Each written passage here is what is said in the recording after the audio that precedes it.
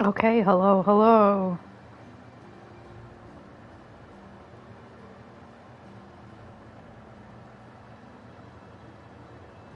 I am still doing setup.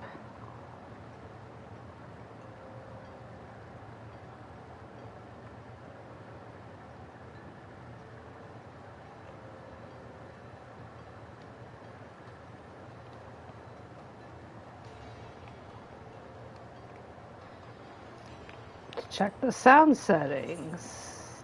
Yeah, it's quiet.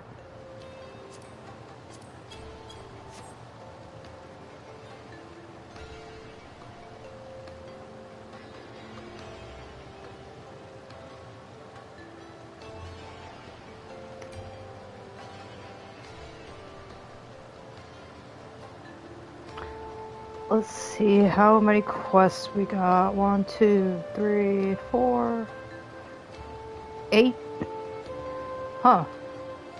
Just 8 quests.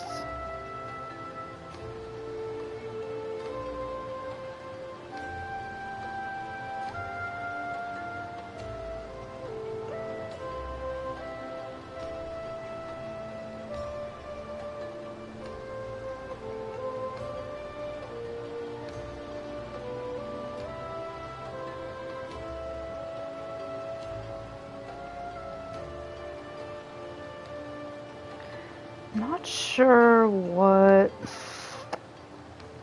dungeons there are in this one. We're in a territory where it's been more than a decade since I've done this.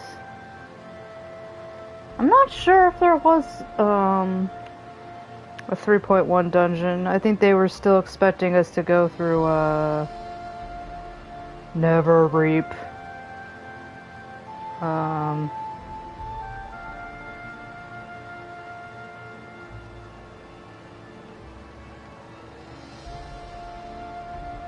I think this is just gonna be purely story. Anyways, we had to start a little bit late due to spaghetti. I was cooking spaghetti and just running a bit late. I think it was worth the extra 30 minutes, honestly. Spaghetti is my favorite food.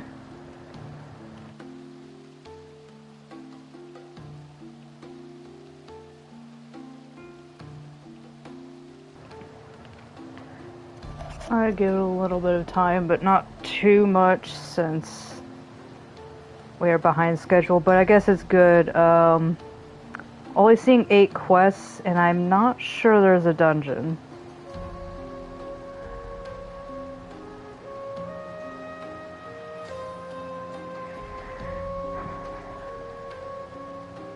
I think this is where we get introduced to a certain scion.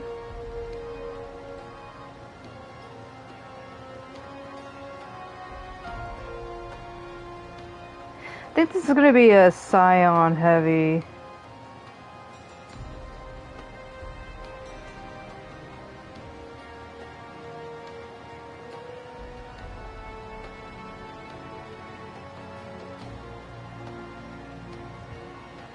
Yeah, this is going to be a pretty easy patch update. So, this is patch 3.1, the first patch of Heavensward. When did this come out? Because let's see, Heavensward came out in the summer.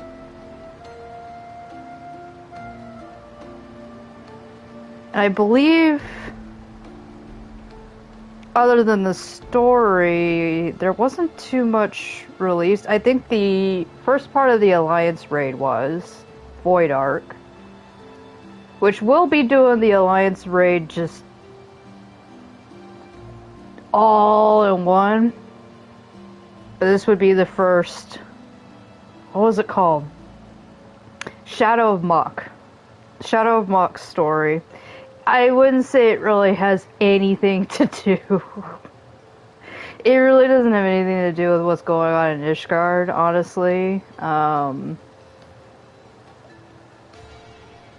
to be fair, it doesn't have to. I think Saint Mosian's, and I remember Hachi mentioning this on the last stream, Saint Mosian's Arboretum, which we jokingly call Saint Moccasins Arby's Burrito. I have no idea who first said that on the internet, but way back in there, people had a hard time reading or saying out loud Saint Moshian's Arboretum, and so somebody out there once just shouted into the abyss, you know, Saint Moccasins Arby's Burrito. And that has, we've now shortened this dungeon to Arby's Burrito, so I don't think, though, that this is part of the story. I think that's just a unlockable side quest.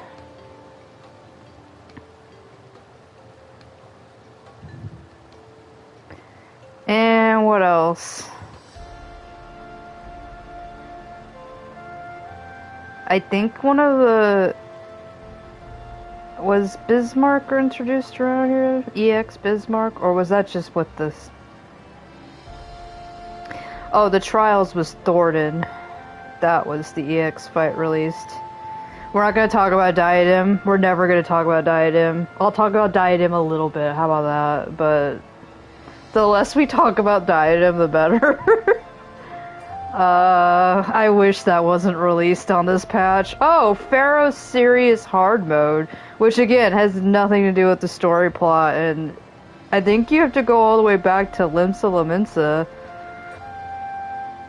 I do love, some of the hard mode dungeons of A Realm Reborn, so I might, if I have time, I'll do that, but I'm already, faffing about here. Alright, I think I've given it about 10 minutes, so I'm gonna just start. But yeah, we're gonna do the story quest and then see whatever time we have left, because this is gonna be more of like a 2.5 hour runtime than 3. But I don't think that's gonna be a big deal. So let's see here. Welcome! He says there's only been one time this guy has ever changed up his lines there. But yeah, we left these guys here last time. And so I'm gonna title this the Ambric era. We have spent too much time with his boyfriend Estinian, and now he's a dragon, so it's kind of hard to hang out with him now. So we're gonna see a lot more of Ambric. If you thought, oh gee, we didn't actually do a whole lot with him, he got captured in the vault. Well, boy howdy, do I got a ride for you.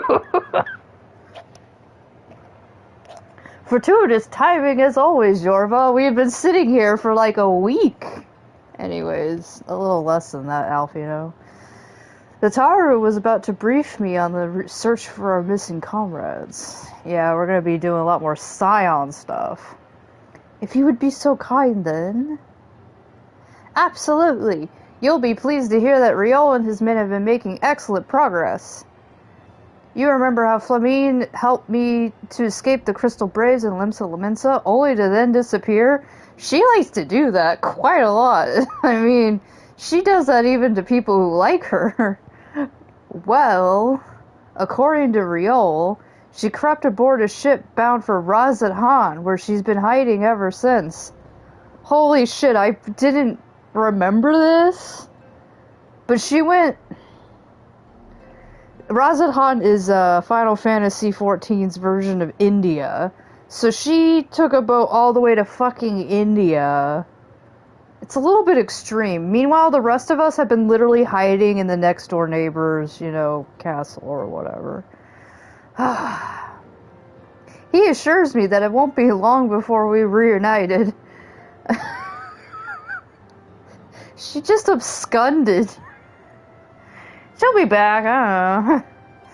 As for Ida and Papalimo, the remains of their link pearls have been found, and in Pearl Lane, of all places. How ironic. Riol thinks they must have disposed of them after escaping from the Royal Promenade. Yes, that would make sense. They could not risk being eavesdropped upon by our betrayers. This does beg a question. What is security like encryption like with link pearls? Like, they're a very useful plot device thing in this universe. They're basically, if you haven't caught on from other videos, you know, they're just little AirPods, I guess, you put in your ears and you can make phone calls with them. But I've often thought about the link pearls where it's like, does it work like radio frequency? It kind of sounds like it does. So it's like, I guess if anybody could figure out how to tune into your frequency, you're done for. We're all but certain they fled the city shortly after, though we still don't have a clue where they went. I see. And what of Thancred and Minfilia? They're fucking dead, I don't know. I'm afraid I have nothing new to share about those two. But it's not all doom and gloom. The good news is, we've enlisted the services of a Charlayan scholar, one of the students of Baldessian, to aid in the search, who should be arriving any day now. Halfway across the world. One of the students, you say? I should very much like to meet this scholar, if time permits. Alvina's like, I graduated from that college, and yet I know barely anybody there. But first, we must attend to a more pressing matter. Sir Amaric has summoned the two of us for a private audience. Yorva's like, don't say it like that, Alvino. The messenger did not specify what he wished to discuss, though. Only that it was urgent. Assuming you have no objections, Yorva, I suggest we proceed to the congregation forthwith. And mayhap we can meet with the scholar afterwards. Agreed? In that case, I think I'll return to the Forgotten Knight for now. I have a lot more shots for the rest of the night. Things are liable to fall apart if I'm gone too long, you know. Yorva's like, wow, the party really... The party don't start till she walks in. Okay, so we gotta go... technically to the Forgotten Knight. We're not allowed to party though. Oh, I have a quest to turn in. I can turn that in later. I was doing some side quests. Oh yeah, that's the clan unlocked. Clan hunts begin in Heavensward. The Lord Commander is within. Pray proceed, miss. Okay. Yeah, clan hunts are the more advanced hunts from A Realm Reborn's just the hunt.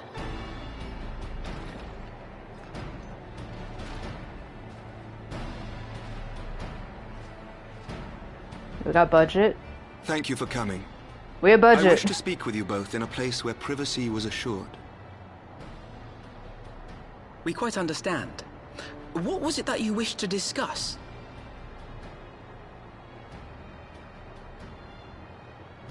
We're all fucked. With my father's passing, the seat of the Archbishop lies vacant.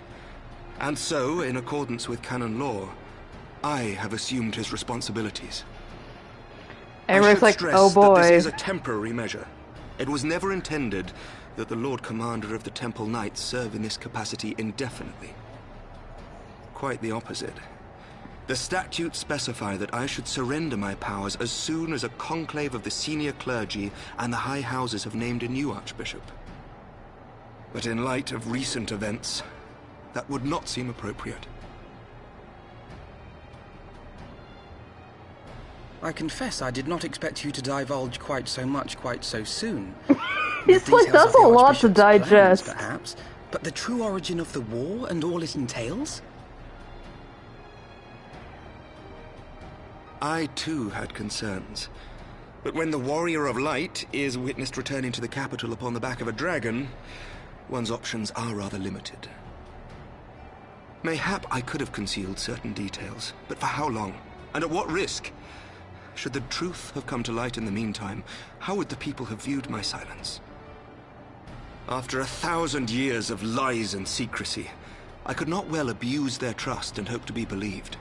The time for deception has passed.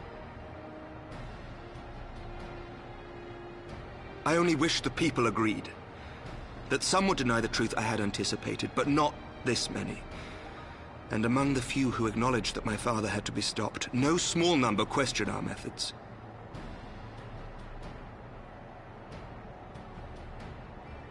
If they suspect a coup, it will not be long before some turn to violence. It has already begun. I was No gonna doubt say, on both sides. it's probably Men already and women here. of the cloth are being harassed in the streets. Some have even been assaulted in the broom. Hilda and her people have formed a watch to help us maintain order. But such measures will not prevent the unrest from spreading. For all our talk of peace, the people remain frightened and confused. For their sake, we must bring the Dragonsong War to a definitive end. Do you promise? And we should be glad to help you, Sir Emmerich. But what precisely would you have us do? That's a really important question.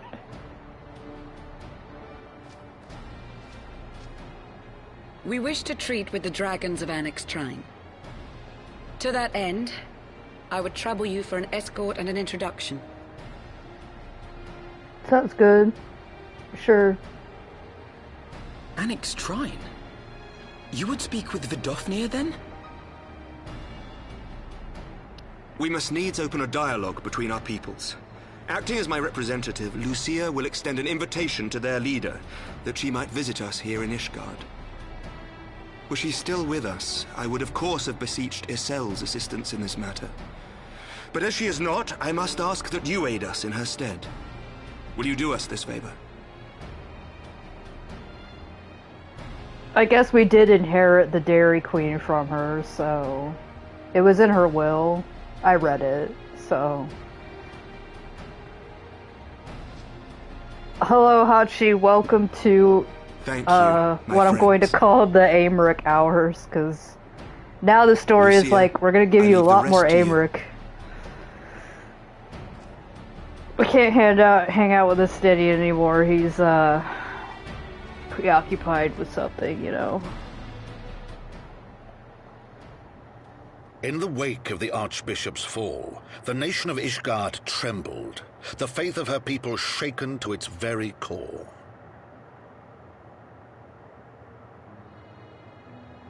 For 1,000 years had they fought and died, certain of the justice of their cause, only to be told that their holy war was born of the sins of their forefathers. What then for those brave men and women, thus stripped of their righteousness but to despair, to deny the truth and decry its speakers?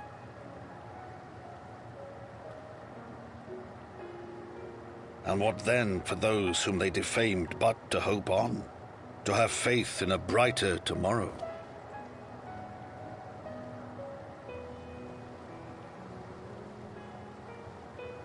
A tomorrow in which man and dragon might live together in harmony, then as distant as the very stars in the heavens.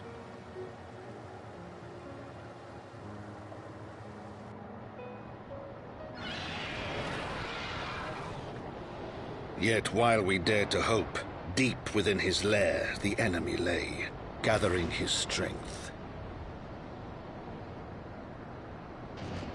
Nidhogg, now possessed of his 2 eyes and the body of the Azure Dragoon, prizes to which he had laid claim at the very hour of the hero's triumph.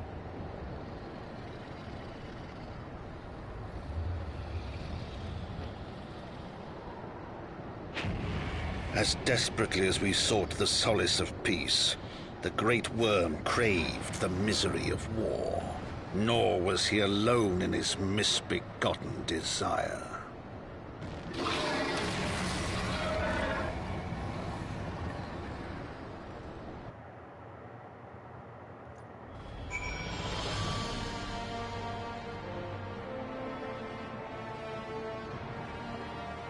Alright. Let's see. The journey at least should pose little difficulty this time. We did kill all those dragons. Actually, I guess it was more like we did kill all those bugmen, but we also killed dragons. I know little of these lands these dragons call home. This annexed shrine. Had you not agreed to escort me, the coming journey would seem far more daunting, a far more daunting prospect. I don't know. I confess, I myself once shuddered at the thought of it. Yet even the longest journey begins with the first step, does it not? Excuse me. I had some cucumbers and now I'm burpy because of it. Ah, but ere we set forth, Yorva and I must needs inform our comrade of our plans. She's probably partying right now. Very well, I shall see to my preparations. Now let us go and bid farewell to Tataru, Yorva.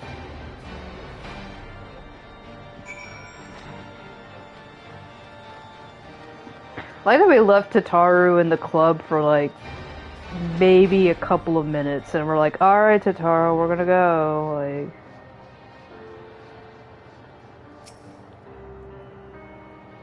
so, what was your secret meeting all about? Please tell the entire tavern. Well, Sir Amer, everybody's like tuning in. A diplomatic mission to annex shrine, you say? I'm going to say this very loud so that nobody will follow you. Well, I suppose that does take precedence. But should your meeting with Vidolfnir happen to end early, you might consider a rendezvous with Y'shtola in Idleshire. She'll be there to receive our guest. Don't get me wrong, your meeting with the dragons is terribly important and everything, but the scholar just happens to be a main character. Time permitting, as I said. We shall endeavor to join Y'shtola, but if we cannot, pray pass on our regards. Alfino's like, I don't care if she's a main character. Let us be off, Yorva.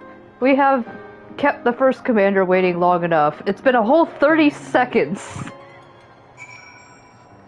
It's like, that's 30 seconds too long.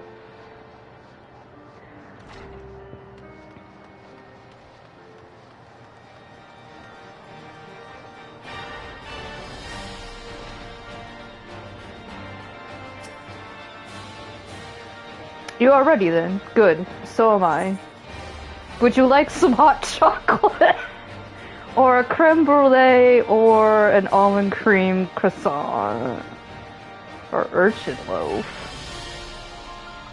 Oh my god, it's actually sea urchin.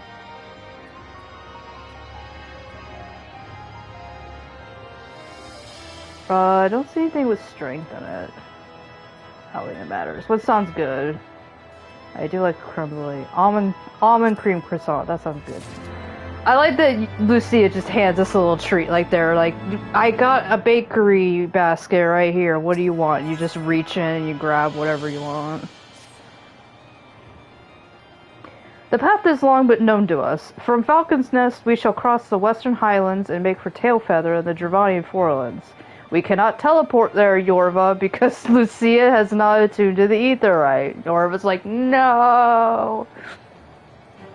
Then we can stop and rest and replenish our supplies.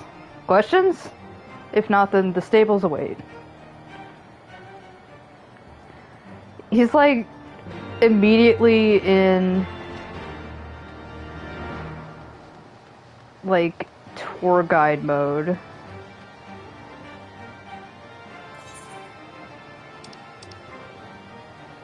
Yeah, I have to interpret that the quest rewards, are just them going like, would you do it for a Scooby snack? Guess we can go all the way to Tailfeather. I said we weren't going to be able to teleport, but here we are.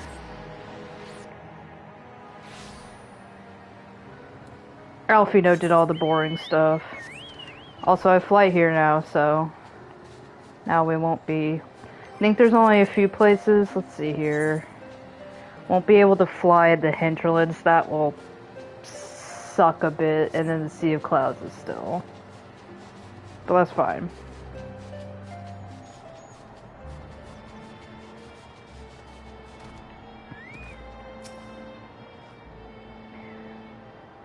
I always imagined that the first time I set foot upon Dravanian soil would be at the head of an army, and yet here I am, ready to treat with the brothers and sisters of mine enemies.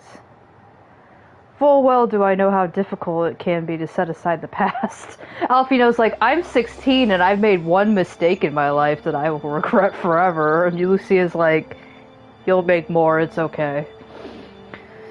Though it was I who first proposed recruiting Yzael to our cause, I questioned the wisdom of my words as soon as I had uttered them, and for a long time after that.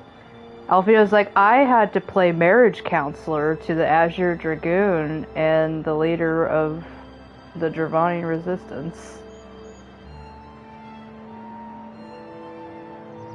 And here was a woman with the blood of innocence on her hands.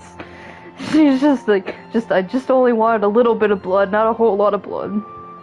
Men, women, children, all slain in the name of the impeccable Lady Iceheart. Yet she acknowledged her misdeeds and agreed to join us in common cause. At our side, she fought in service to that greater good, even unto her dying breath. And while that does not absolve her of her sins, I hope that one day she will be remembered not merely as a heretic, but as a misguided soul who dreamt of peace. Alfino also goes to Lucia like, she had a really weird obsession with Hraesvelgr. Do you think we could maybe lighten that up in the history text? You ask much, Master Alfino, yet who can say what might come to pass? Should our negotiations bear fruit? Yes. Yes, of course. Press on to Annex Shrine, if you will follow me.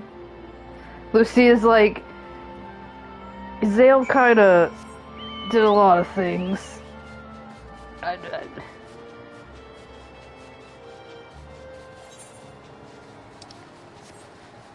Lucia's like, I don't know if we're gonna be able to lighten up on that part where she was really weird about Hraesvelgr and was really convinced she was his wife reborn.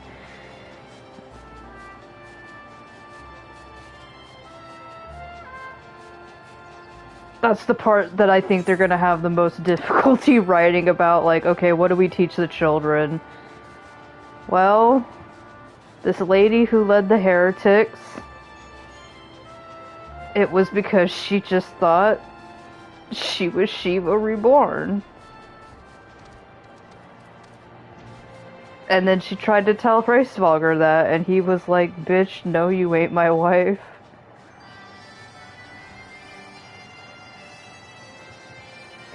Do I have to go up further? Oh, there's Vidalfnir.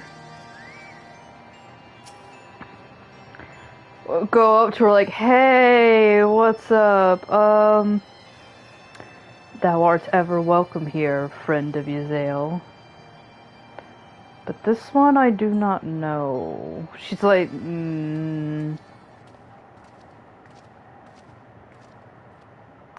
Pray forgive us this unannounced visit, Vidalfnir. May I present to you Lucia, first commander of the Temple Knights of Ishgard, and our trusted friend. She's not going to stab you.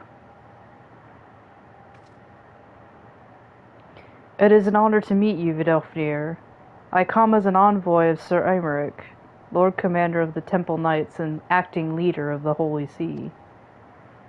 Indeed. You may speak, knight. For 1,000... She's like, play the sad music, go!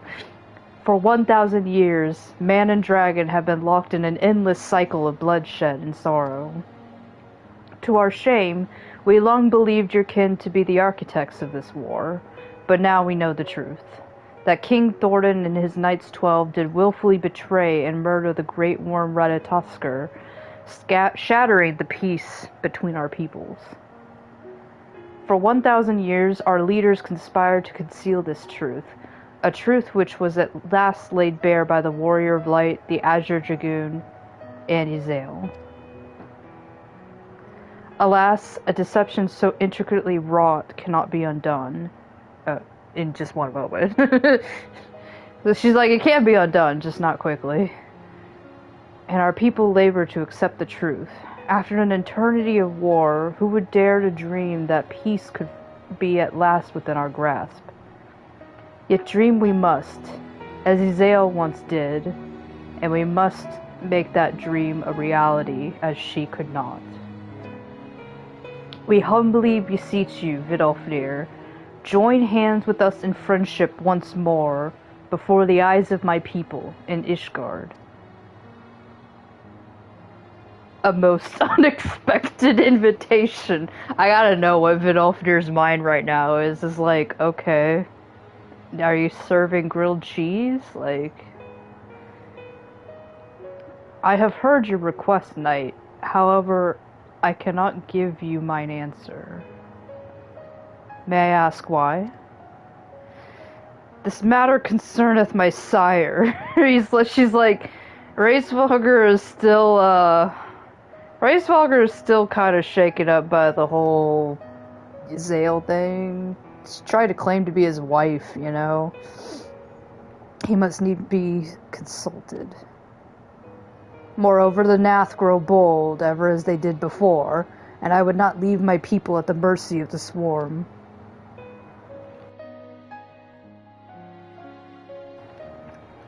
Then we shall wait. After 1,000 years at war, we shall not give up on peace for want of patience. Ha! Fear not, knight. Thou shalt have mine answer within thy lifetime. So soon? Lucia's like, oh, okay. I thought I was going to die first. That's fine. My humble thanks. I shall bear your words to my lord forthwith, until we meet again.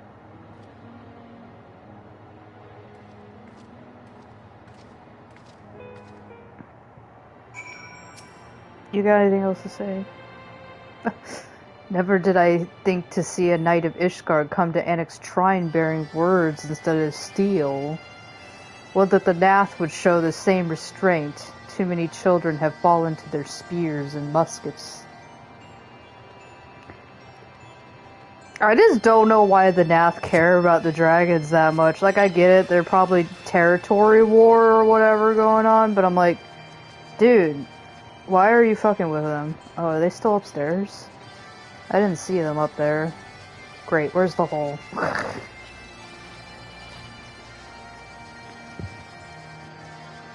Oh, they just went to go stand over here. Okay, good job, guys. You walked 15 feet and just stood there. Given the circumstances, I would say that went rather well. Alfina's like, well, none of us were eaten, conflict didn't happen, and we weren't even cussed out, so... To be frank, I'm surprised our proposal was not rejected outright. Whether aught will come of it remains to be seen, however. Lucy is like, I still fully expect to die before an answer comes. Mayhap I should take this opportunity to speak with some of the other dragons. She's like, do I know a lot of dragon language? But you need not wait for me. The return journey holds no fears for me now. She's like, now I know the way. Well, if you have no further need of our services, we shall continue on to Charlayan. We hope to welcome a scholar who has agreed to aid us in the search for our missing comrades. Alfina's like, I'm sure that's nobody of importance. Then I pray your journey is as swift and uneventful as ours was, and thank you again for sparing the time to assist us, even when such grave matters remain unresolved. I can think of no graver matter than 1,000-year war. Alfina, you can't say that out loud. One which our friends gave their lives to see ended. He's like, I've already seen people die, Lucia. Suffice it to say, I would willingly make 1,000 such journeys to ensure that their sacrifice was not in vain. Of that I have no doubt, Master Alfino. I only hope the fates will not hold you to your word.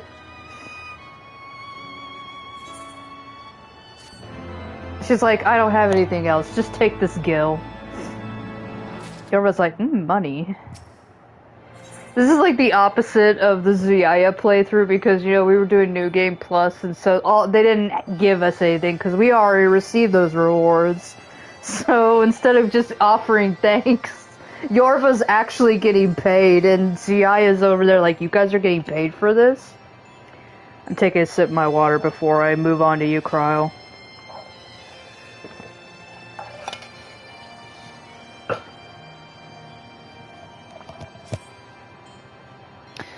So, it would seem we have time to greet this scholar after all. How delightful! Yorva's like, Alfino, you were already acting kind of annoyed with Tataru, like, for wanting to meet with her.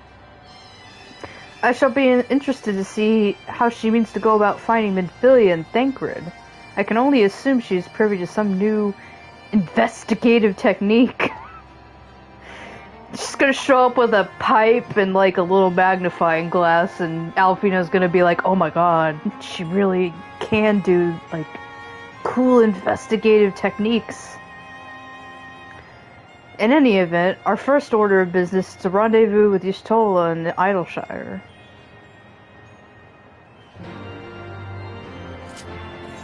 I'm just gonna teleport there. Get ready for bagpipes.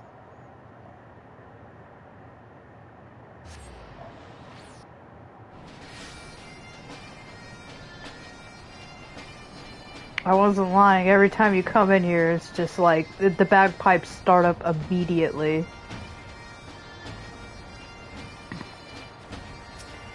I'll see what he has to say.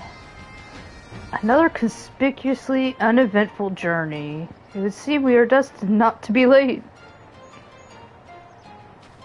I guess if I were Alfino, I'd also be wondering, like, why isn't everything I do constantly being interrupted by some sort of turmoil?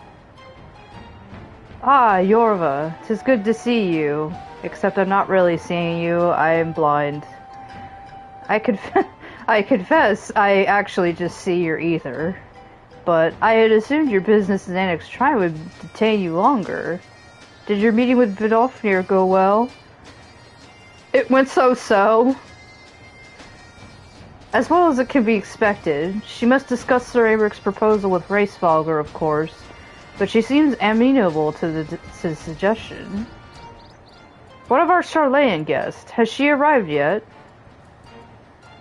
She has, but when I explained that you would be joining us, she asked if she might use the intervening time to explore. I agreed to meet her outside the front bridge. We should be on our way.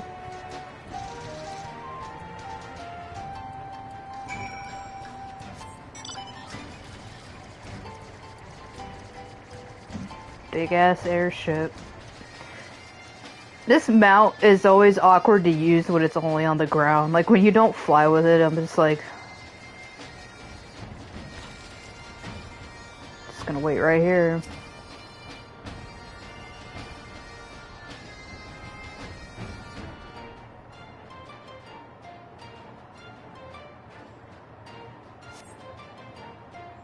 Three hours later.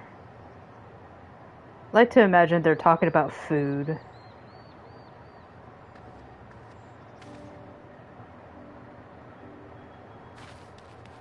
There she is. I'm terribly, terribly sorry to have kept you all waiting. You need not apologize. We arrived but a moment ago ourselves. Pray, allow me to introduce Kryle, who has recently come from the Charlayan motherland. She has generously offered to assist us. Oh, please, think nothing of it. A trip to Eorzea was long overdue. You must be the Warrior of Light. Yes, you certainly do look the part. A pleasure to meet you at last, miss. And who is that I spy but young Alphino Levieux himself? I dare say someone's grown an ilm or two in my absence. Or are those lifts in your boots? He does have lifts, though. We, Miss Cryle and I met at the Studium years ago. I shall forever be indebted to her for her sage guidance. It was no small task keeping him out of trouble, believe you me. The youngest ever to enter the Studium, him and his sister, 11-year-old prodigies. Suffice it to say, social graces were not among his list of talents. Striding up to his seniors on his first day, head held high. What was it he said again? Thank you, Cryle.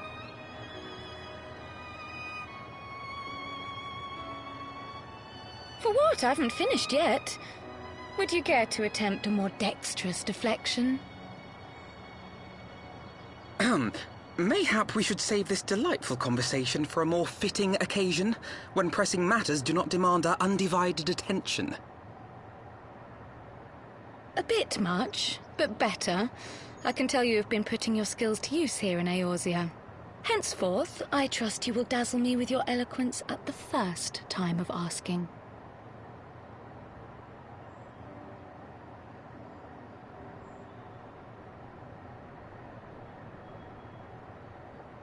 Right, on to more pressing matters.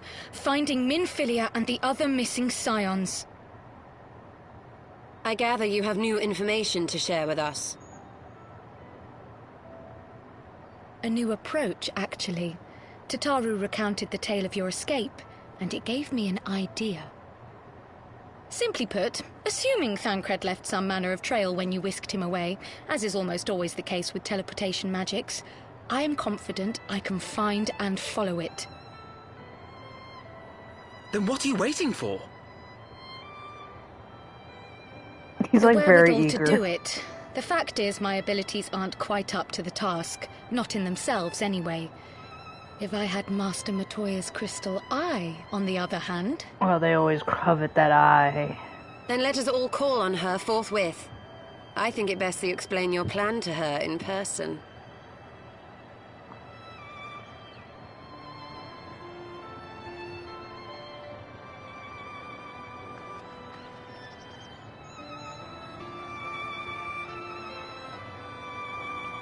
You know, I can't quite remember in the first Final Fantasy,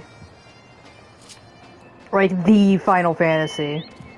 Oh yeah, I can't fly here. Sucks. You have to give Matoya something. Was it her crystal eye? I can't remember. I don't remember you have to like fight the vampire dude or whatever in the castle. And then you find something for Matoya. When we bring it back to her, and she's just like, great, I will help you progress through the story some more. I also love Final Fantasy 1, and it's like...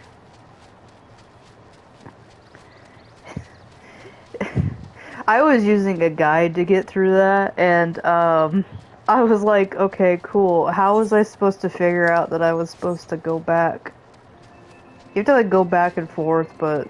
You know, as I recall, older video games were just like that. It was just like, okay, here's the MacGuffin, and you're like, what do I do with this? And it's like, go figure it out. There's context clues for sure, but... Like, of course, if it was called Matoya's Crystal Eyeball, I think that's pretty obvious that, you know, you go back to Matoya. But there was something that I remember reading in the tutorial or not. I don't know. Not the tutorial, the, like, little guide thingy. Because there ain't no way I can't get through the first Final Fantasy without one. I don't think I could get through most of the older Final Fantasies without some guide. Mostly because I just don't have the patience for it. I got shit to do. Maybe if I was a kid back in that era, I'd probably spend like 8 hours of my day just trying to figure it out. Because I do remember games in my childhood, I would spend hours just trying to figure it out. I don't do that anymore. I have adult responsibilities. You did say we were headed for a cave, did you not? Because I certainly don't see a cave nearby. Yorva's like, you don't trust that suspicious looking, wall over there could be a cave entrance? Is Master Matoya meeting us on the way or something? My gosh. I've heard so many stories of Master Matoya. Some quite flattering, others less so. Rest assured they are all true, the good and the bad. This way, and have care where you tread. She put landmines in the ground this time. Like, really? Nobody looks at this and goes, this looks like a prime area for a secret entrance. I guess if it fools even Cryle, then Matoya's got it down. Like, nobody's bothering her. I guess they first have to even care about coming out here.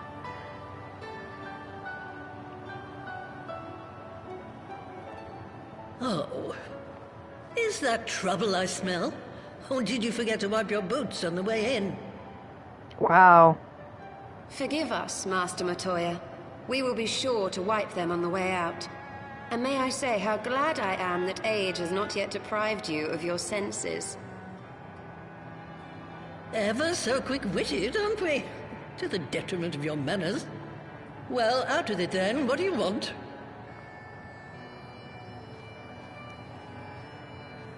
An eyeball. Pray, allow me to introduce myself, Master Matoya. I am Cryle, of the students of Baldessian. I hope you will excuse our unannounced visit.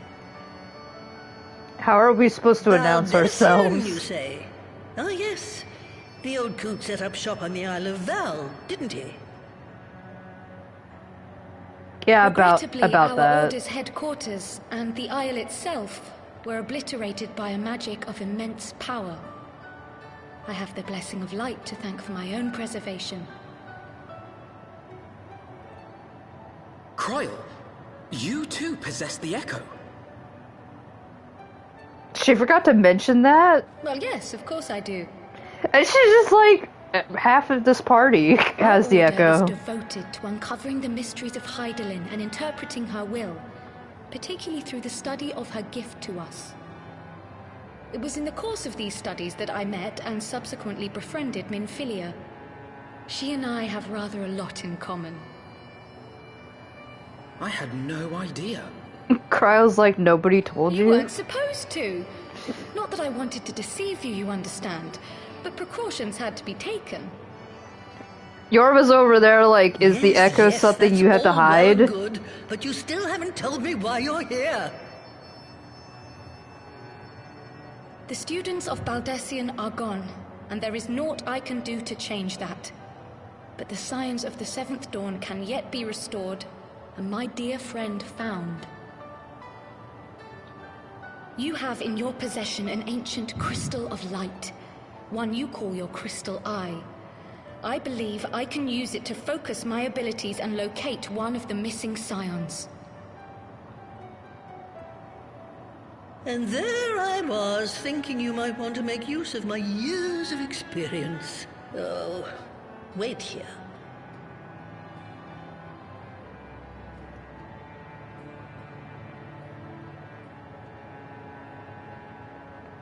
Long did I ponder the nature of this crystal and its familiar radiance, but never did I suspect it was a crystal of light.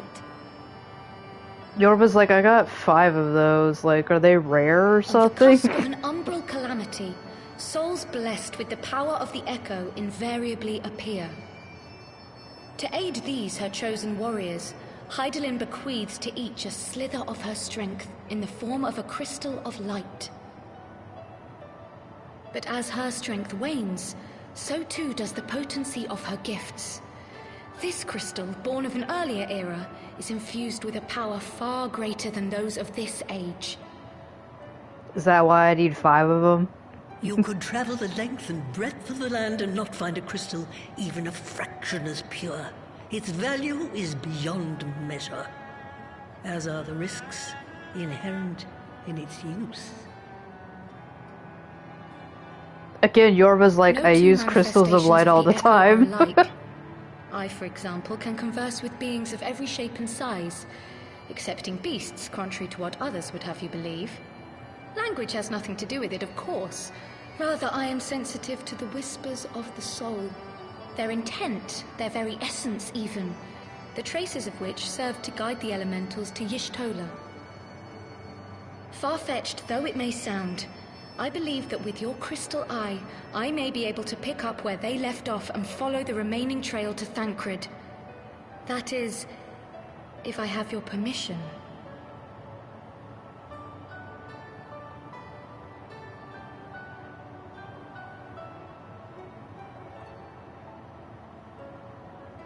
Well, the poor sod's not going to find himself. So, as long as you don't drop it or take it out of my sight, you may do with it what you will.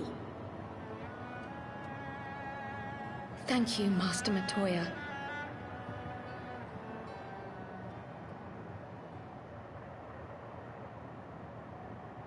Then let us begin.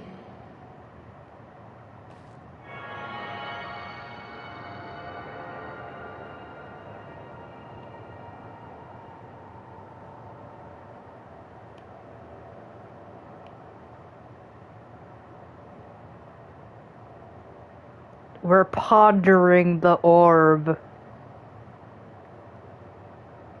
From the Black Shroud, the trail continues to the north and west, towards a mountain, the foot of Som Al. It was a near thing, but he was not deposited within the rock. I think. God, that'd be terrible. The hunters of Tailfeather know those lands well. I say we begin our search there.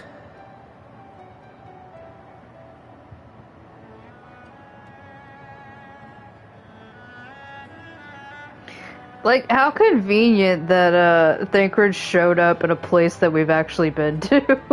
Can you imagine, like, if he just got, like, plopped into, I don't know, like, Razat Han? It's like, oh, well, we gotta go to Razat Han 2 expansions early, so,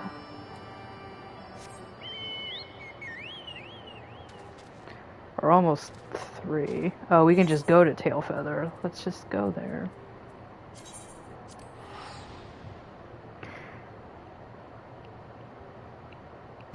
Like, it makes the story less cumbersome, but, like, imagine just being flung randomly in some direction, and it's like, oh good, he happens to be nearby. I'll talk to Y'shtola and Kryl first.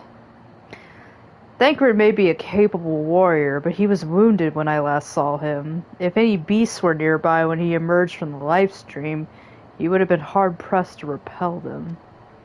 Yorva's like, yeah, when I fall off a cliff that's like the size of the Eiffel Tower, if I get attacked by beasts, I die instantly. We had forests like these on the Isle of Val. My grandfather and I used to go for walks together when I could prize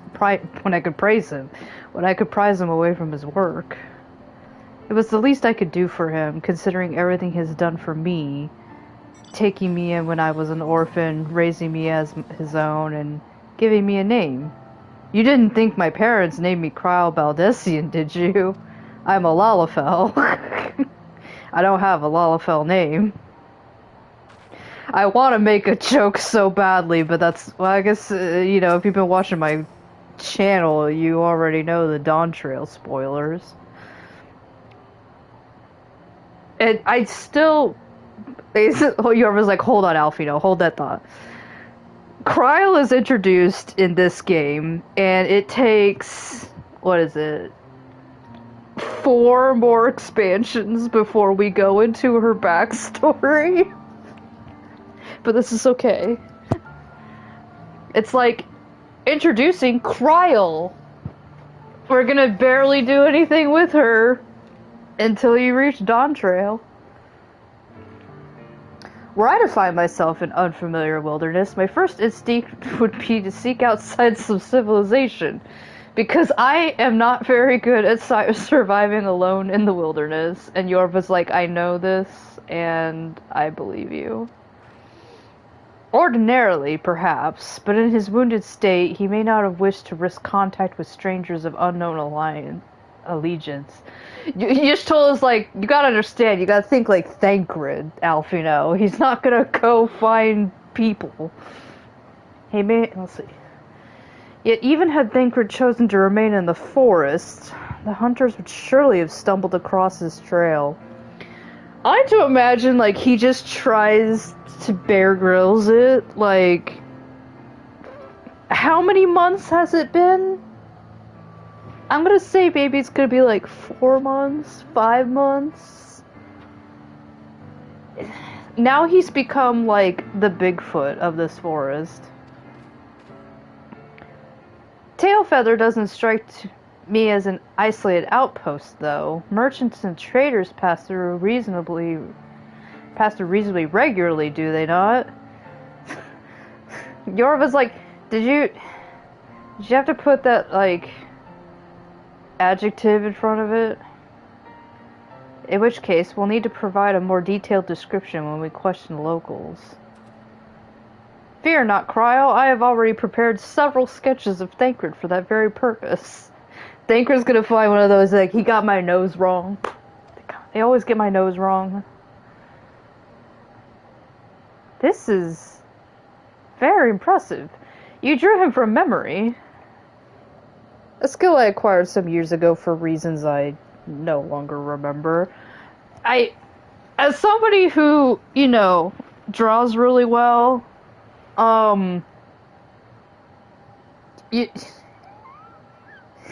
you don't remember why you draw really well, Alfino? Anyways, Kryle's gonna tell us at some point. I propose we split into 2 pairs. Ishtola and I will inquire at the outlying encampments, while Yorva and Kryle question the residents of Tailfeather. Afterwards, we shall regroup near Lothasvath and share our findings. Assuming there are no objections, let's be about it. I like to think that Alfino all the time is like, alright, questions? And then Yorva's like, yeah, and he's like, alright, good. And it's like, my, he certainly has matured, hasn't he? Hard to imagine he was once a boy who practiced drawing for hours to impress young ladies. Yorva's like, he was 11. Anyway, we'd best get started. Find me when you finish making your rounds.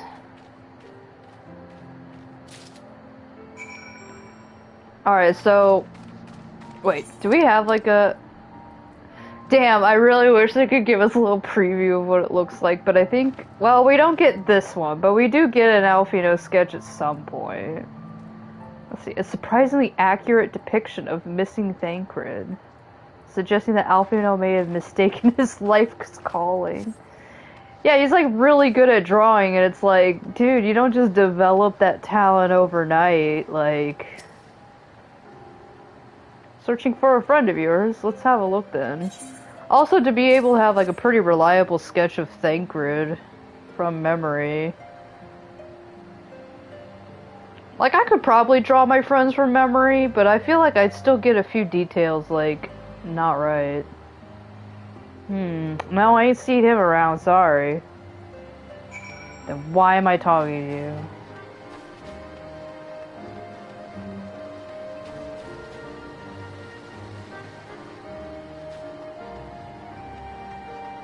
Oh, here's Kryle over here. Pray excuse me, but have you seen this man before? This time he's like, he's not even looking at her, he's looking at me. He's like, I'm sorry, madam, this is just a picture of a butt? She's like, oh shit, no, wait, that's my Scion pictures, hold on. What's that you got there? A sketch? Yeah. Do you like the nose? I think the nose is off. What do you think? He's like, oh, I've never met this man in my life. Can't say I know the face. You say he's something of a warrior? Like a warrior of light? And Yorva's like, no, that's me. I heard a tale the other day about a Huron vagabond who brought down a Bandersnatch by himself, and with style. He even did a sexy little pose and shook his ass. Way they tell it, he was dancing with the beast like it was a bell of the bleeding ball. Sound like your man? Yorva's like, the ass shaking part, that sounds right, yeah.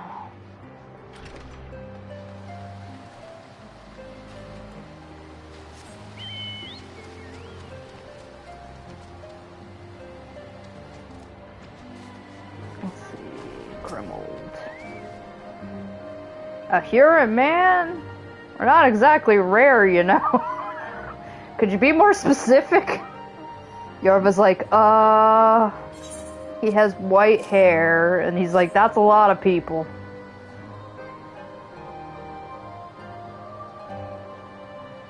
I did spy this one bloke a while back.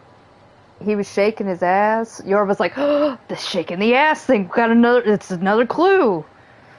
Didn't get a look at his face on account of just a face full of ass that I was getting, but it could have been him. This was beyond the forest, as I recall, along the river to the west of Tailfeather. I remember thinking he wasn't much of a hunter. The lad was making no effort to cover his tracks, you see. That, and he was carrying an axe instead of a bow. Yorva's like, wait a minute. When did Thancred carry an axe?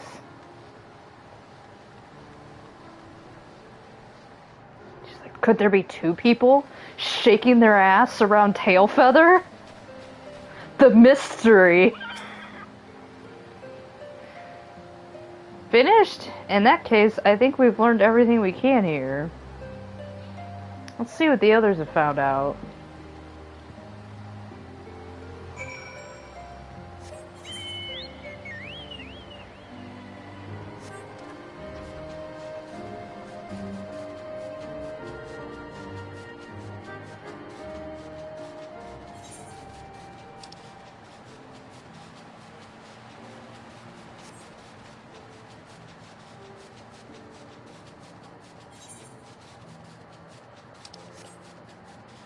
Right here, where we put those gifts from before. We were to meet here, were we not? Isn't Yorva's like, up that? Over there, there's bug people. Kryle's like, okay. Okay.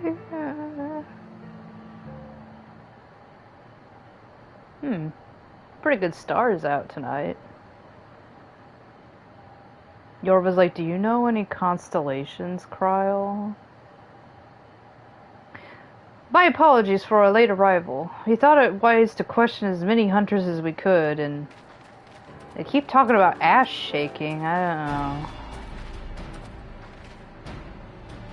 Many have made camp in inaccessible locations, ideal for hunting game, not so for receiving visitors. Nevertheless, our time proved well spent.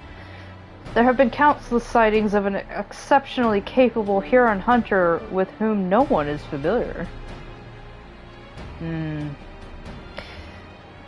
Though none chanced to see the man's face, his height and build match Thancred's description, as does his fighting prowess. I like that this is like, they're like, there's just this Huron Sasquatch in the woods, like... I wonder if there's still, like, legends of Thancred out here, and they're just like, yeah, you might catch a sight of his ass.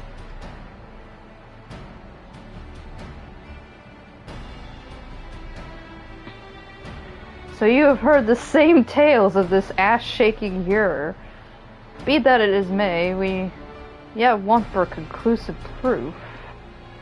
He's like, I don't know, it sounds like him, but... anybody can be doing that, right?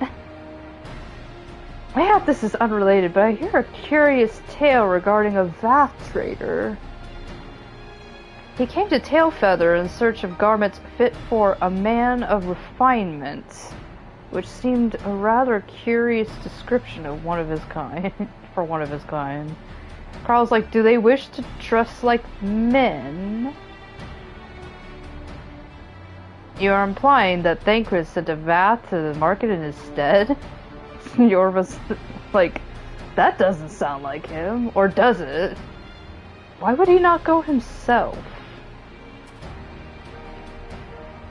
Well, if you recall, you yourself emerged from the life stream as naked as your name day. It is a scene I shall never forget. Is it now? Well, I was pleased to see you. I mean, it was a simple statement of fact. I mean, to be fair, Yorva's like raising her hand like, I also will never forget that. They turned you into a blunt. It stands to reason that Thancred found himself in the same, predicament. In any case, if he had... Now I'm just taking the ass-shaking Sasquatch thing like he was naked. I forgot that he was naked and afraid. Like, I don't know, he's just streaking through the woods.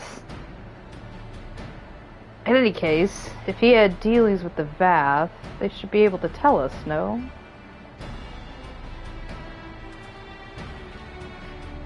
Quite right. Quite right, Kryl, quite right. He's like, let's change the subject before Y'shtola pummels me.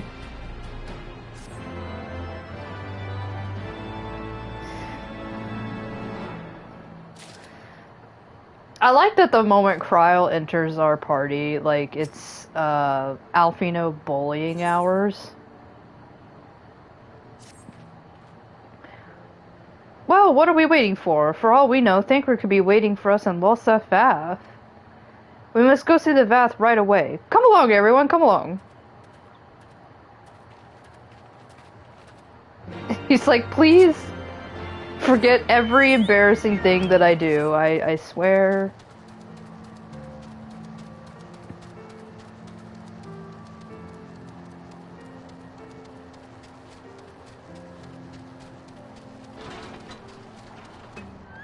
Hello, friends.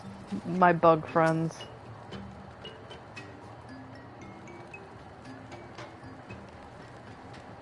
The bugs with 0 brain cells. Great hunters, we welcome you once more to Losaf Vath. What do you seek this day? We seek a man. They're like, well, here's one right in front of me. And Alphino's now like, no, another one, not me.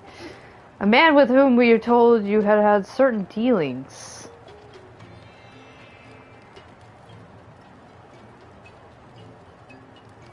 How curious. The hunters tire of goodly sport and pursue mortal prey?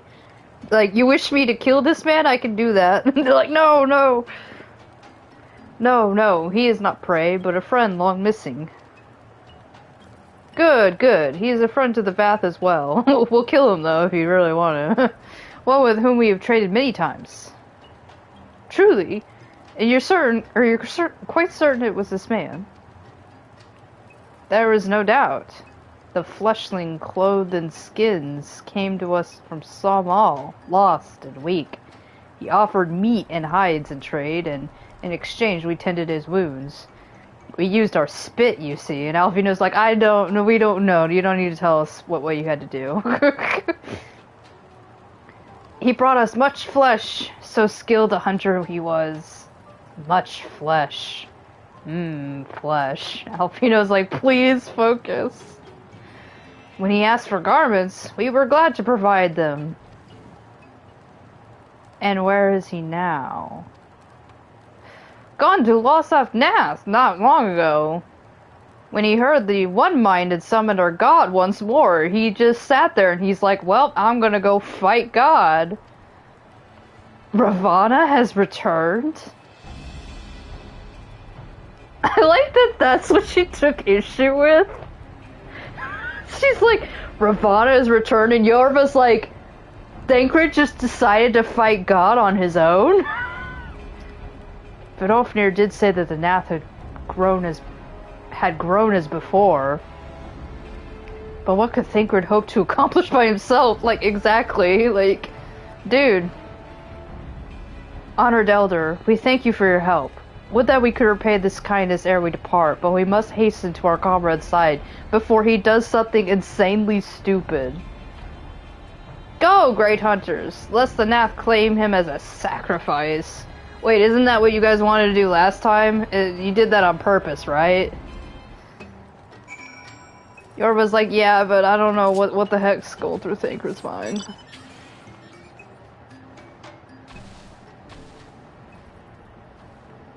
Thancred hung out with the bug people, naked, or I guess they said he had skins on, so he, like,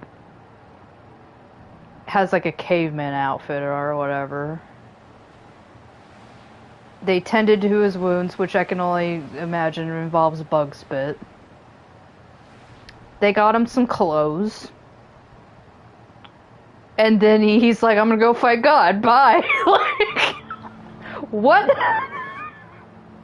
There was a huge leap there from getting some clothes, getting all healed up,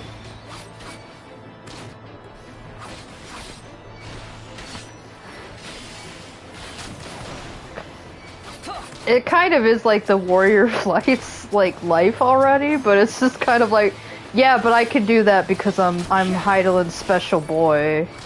Or, you know, in this case, I'm Heidelin's special girl, but Yorva's like, that's the thing that I do.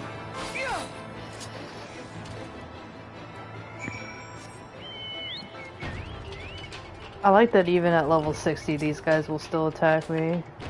God, do I hate this place running around here. Yorva's like, well, at least I got to use my sword.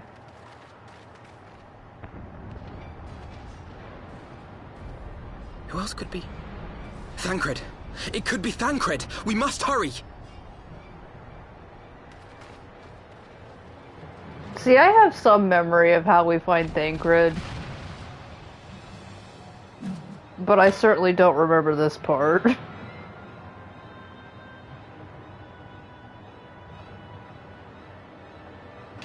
Yeah, here's the other guy who was out shaking his ass.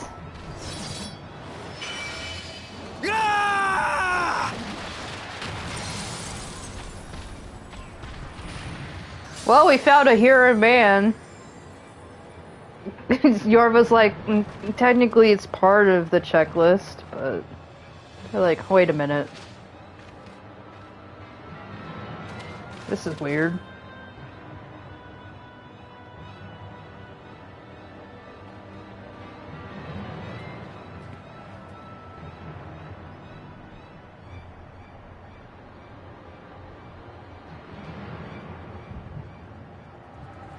They're like, no, the Taco Bell I ate.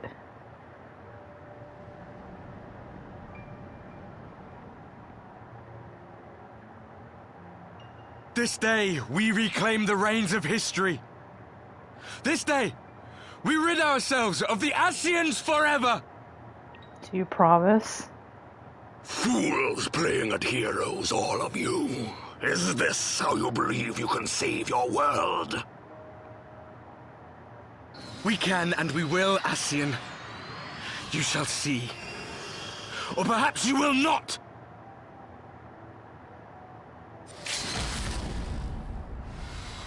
I like, yippee! LB time!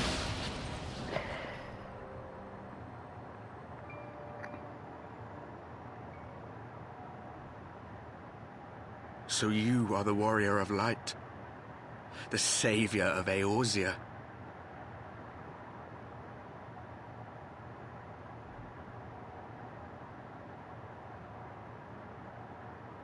It's a wonder you didn't come sooner, what with the primal and all. Lost a step, have we? It wasn't Have care. on my The ether to-do moves list. strangely around him.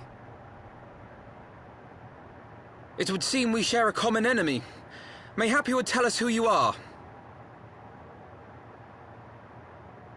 No. Shall we show them? Everybody, we practice this. Go, go, go.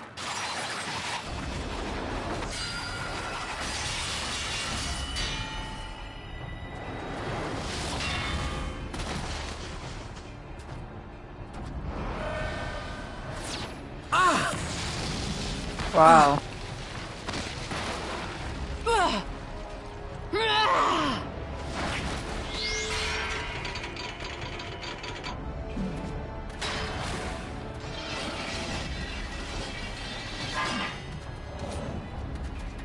I have a katana.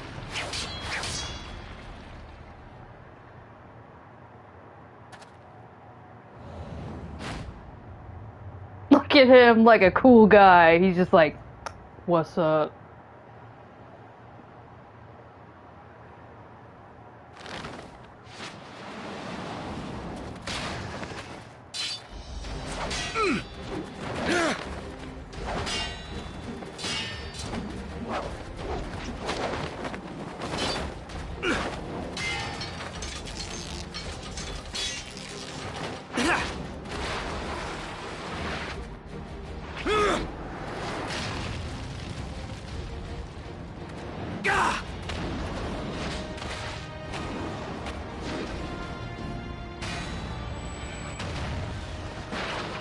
It was very Naruto.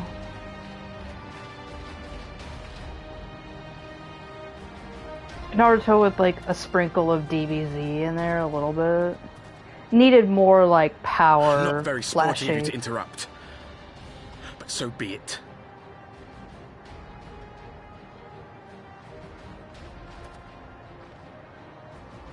Mark well our faces, warrior of light. For we are the warriors of darkness. Walkers of a different path. And we shall meet again. And these guys just show up with like immediate beef, and like Yorva's gotta be like, what the fuck did I don't even know you people. Like, Warriors of Darkness? Really? she's like, that's really cringe. That's extremely cringe. What up, Thancred? You look extremely different. Thancred, are you all right? Please shave that beard. He's like, no. They're like, really? The beard's not really doing it for you, my guy. And he's just like, the beard stays on. Pleasantries can wait.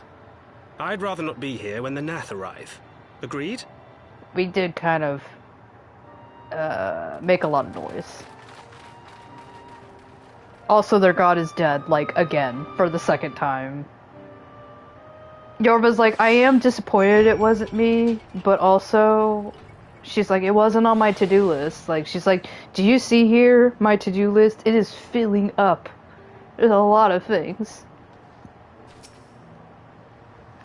The vision caught me unawares, and I was unprepared for their attack, but I could hear the colony chattering all around us. They were so loud. So unbearably loud. Are you, like, coming to the conclusion that the Nath make noise? Like, I think they were loud because, you know, they probably sensed the moment their god was destroyed. Do you need to sit down? I have water if it will help. Alfino's like, because we don't have Yzael or Estinian, I'm the one who carries the snack pack now. We should be safe here. Our pursuers are not like to stray far from the colony.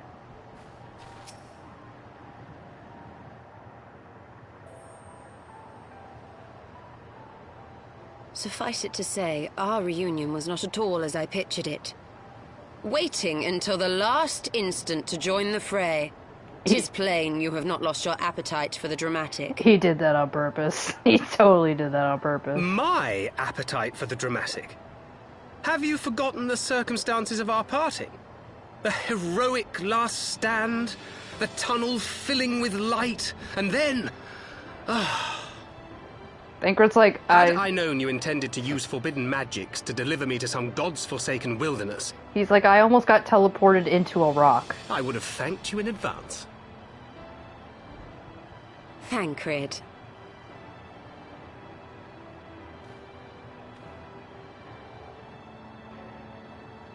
If nothing else, you might have warned me that I would emerge from the live stream in the Altogether.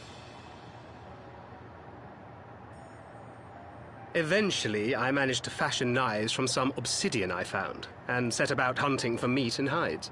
Like, he did, like, Given Minecraft that hard I'm not mode. all that skilled in leatherworking, it's probably for the best that I met the Vath before I was reunited with you.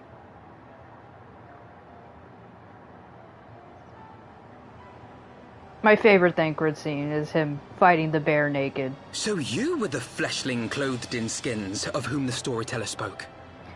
And you were not the one shaking your ass. It was that Description other which fit guy, me is and he ill was as the like... skins themselves. He's like, Happily, yeah, I it was able to the trade other with the Vath guy. for garments better becoming a man of refinement. From them, I learned of Ravana, and of the great warrior who had once laid him low. I don't know who that will be. I don't know. Yorva's like, no, I don't care. No, it wasn't me. And thence did you conclude that were you to track the Primal's movements, it would surely bring you into contact with the Scions once more. It seemed a reasonable assumption. I could think of no one else with your enthusiasm for slaying beastmen gods. Until now, that is. Ah, yes. The self-proclaimed Warriors of Darkness. 'Tis only fitting that they stand in opposition to the Warrior of Light, I suppose. I glimpsed the leaders past, if only for a moment. They were confronting a man in black. An Ascian, I think. I mean, who else dresses like that and talks like that? If these warriors are capable of doing battle with Ascians and Primals both, they must be possessed of powerful protection. Protection not unlike the Echo. Or it is the Echo.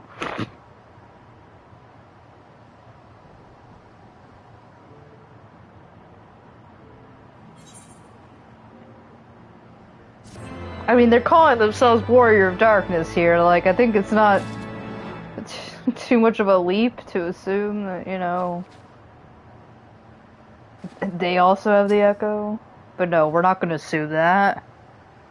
He knew us. He knew you. Did he walk in our memories as we walked in his? Again, I don't know, Kryl. Do you think that they could possibly have the Echo? It would seem the mystery of the axe-wielding hero has been laid to rest. Oh, I should say the ass-shaking hero has been laid to rest.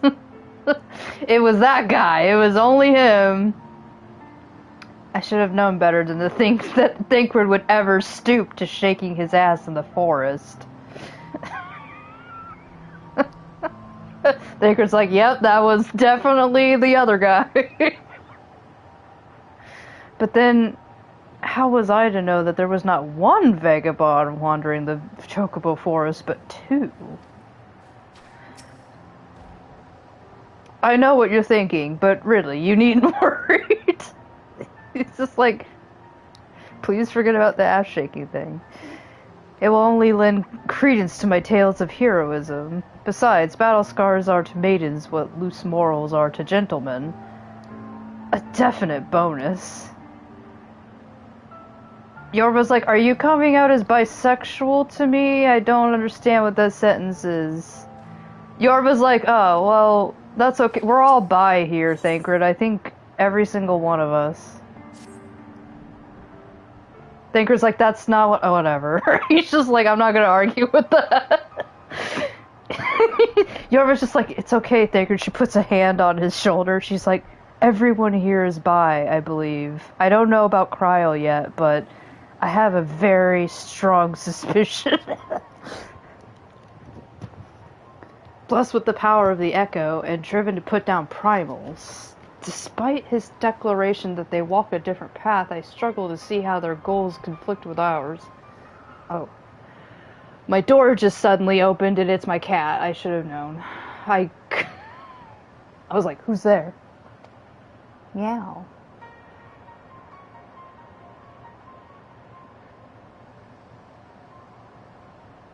Yorva's like, hold on, a cat just passed by, I have to look at it. Okay. Alfino's like, as I was saying, nor that it is only the only oddity, I find passing strange that I find it passing strange that such exceptional individuals would have wholly escaped our notice until now.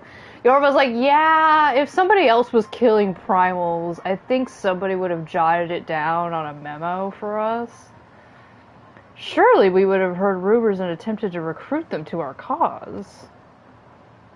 I recall no such adventurers, and I would not soon forget their like, nor would any of us, I think. They were really coordinated with that attack. They probably practiced it for a few days, I could tell. One of our primary duties was to scour the city-states for promising candidates, which is how Ida and Papalimo found Yorva. I started in Gridania, so it says Ida and Papalimo. If you started somewhere else, it would say Thancred, or she would refer to herself. Ah, the memories. It seems like only yesterday that you slew your first primal. Remember how depressed I was after that? Anyway, speaking of which, I had the distinct impression that it was not the first time that band of merry men and women had killed a god. Yorva's like, yeah, it's kinda, you know. After your first 3, you start acting like that. I labor to believe that a band of perpetually gifted adventurers has been traveling the land, slaying primals without our knowledge. It would imply gross negligence on our part. Yorva's like, I don't know. Do you remember our gross negligence of keeping track of whatever the hell Alfino was doing? We've made some mistakes before. Speculation will avail us not. There is far too much we do not know. We don't even know their names. For the present, we must needs concentrate on what we do know, namely that Lord Ravana is no more. Vidolfnir must be informed. The news may render her more receptive to Sir Aymric's invitation. Yorva's like, oh my gosh, how it all comes back together. Since you seem to have affairs here well in hand, I shall take my leave. Simply being in the vicinity of this colony is giving me a stinking headache. If you have need of me, I shall be with Master Matoya. She's much better company. I would beg her assistance with the search for Minfilia. Wait, Minfilia is missing? I thought she escaped with Yorva. I shall explain on the road. Much has happened in your absence. It's like a lot of things have happened.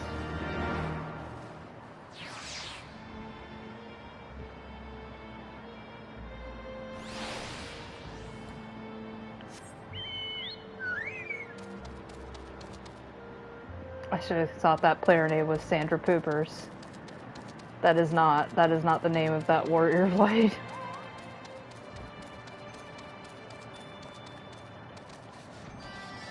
To the hole.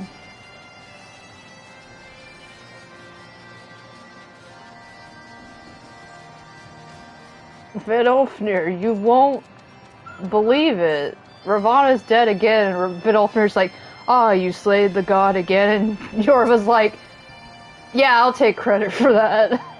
It was me. I had not thought to see thee again so soon, mortal. It has been less than an hour. If thou seekest the night, know that she hath long since departed for Ishgard. She got bored here. There's not much to do, and there's not a lot of food. My thanks, Vidolfnir, but it was not for her that we came. We bring good tidings for you and yours. Lord Ravana, who had been summoned by the Nath, has again been laid low. Truly, once more you mortals have succeeded where my own kind did fail. I do have to wonder, like, why can't you guys just go in there and just kill him? Like, I know it would be a big pain in the ass, but... Anyways, you have our deepest thanks. Would that we could take credit. The god fell by another's hand. Yorva's like, no, don't. I was gonna take credit for that. Another. Revelation upon revelation. Regardless, is it a cause for celebration? The Nath will have no choice but to withdraw. But to another matter, I have tidings for thee as well. Regarding this Guardian's invitation. As she's like, cue the music. As promised, I have brought the matter to my sire. Hearken to his answer now. And he says, you bitches, get off my property. You have caused me great strife. Leave me alone. For 1,000 years have I mourned my beloved, who gave her life to forge a peace thy king betrayed.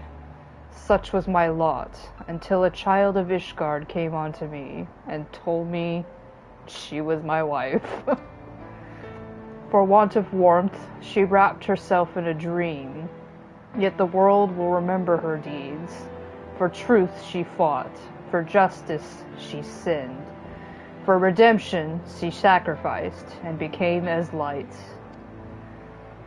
To follow one's heart, to have faith in one's convictions, be it for weal or for woe, such is the folly and glory of man, and of dragon.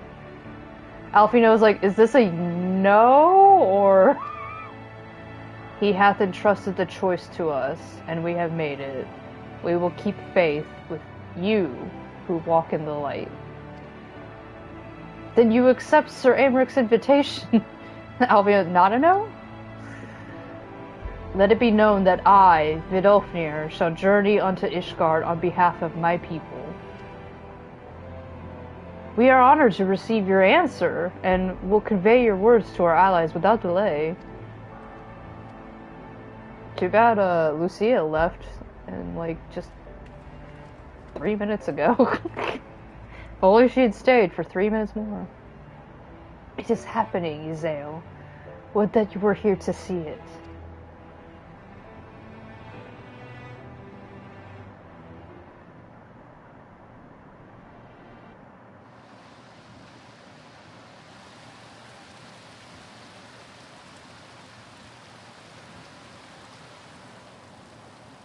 Even as the Scions celebrated the return of a long-lost friend, honorable men plotted to deprive them of another.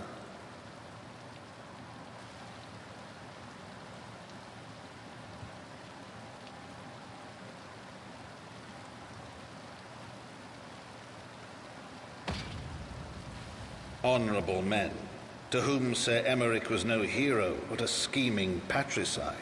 I like, you stabbed me? He stabbed me. Oh. Artoriel's like, no, you come back here. Fain wash the paving stones of foundation with the tyrant's blood. Honorable men, whose knife in the dark was the spark which set the city aflame, and who sang as it burned.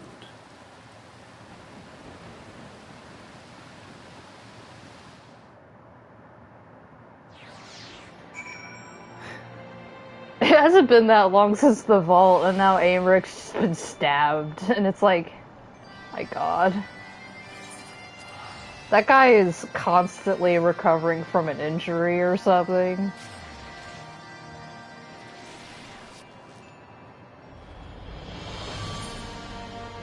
Okay, I think it's just right up the hill. Actually, it's like right next to here. Thancred, welcome to Ishgard. There's been a political assassination attempt. So you slew a handful of primals, chatted with the Emperor of Garlemald. Oh yeah, that did happen. Uncovered the truth behind 1,000 years' war. Thwarted megalomaniacal archbishop's ambitions, and then rode home on the back of the father of dragons. Does that about sum it up?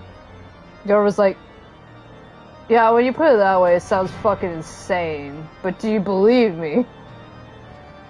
Thancred's like, of course I believe you.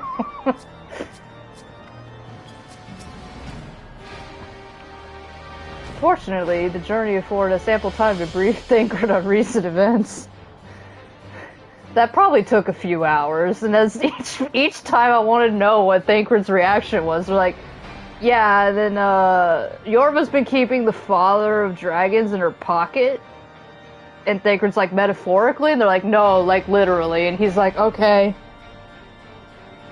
And they're like, yeah, and the Archbishop turned into a primal, and, yeah. Right. Let us not keep Sir Aymeric waiting. I sure hope he's okay. Are you quite well, Thancred? Yes, quite well. Forgive me. You've given me rather a lot to digest. Thancred's like, there was a lot I have to keep in order. The man became a dragon, you say? Like, he just wasn't a human anymore? Or I guess an Elysian? He just became a dragon? Anyways. This whole affair with the Ishgardians and dragons, or Dravanians, and our friends nowhere to be found. To seem there is no end to our troubles. We can but face them head on, one at a time. For now we must apply ourselves to our allotted tasks and leave the others to theirs. Remember, Thancred, we found you, as they found me. In time, we will find Ida and Papalimo and Minfilia as well. These troubles will soon be but a memory, one which we will look back on together. Oh boy, will we!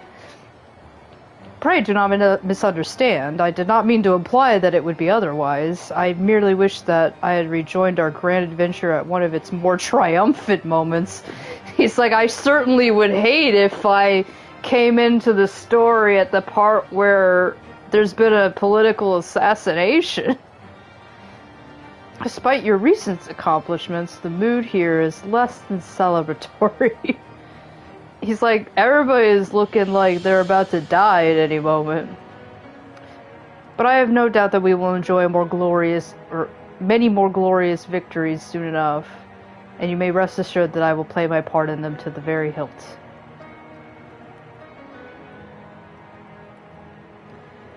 I know you will. So then, to the congregation, where we'll receive really good news.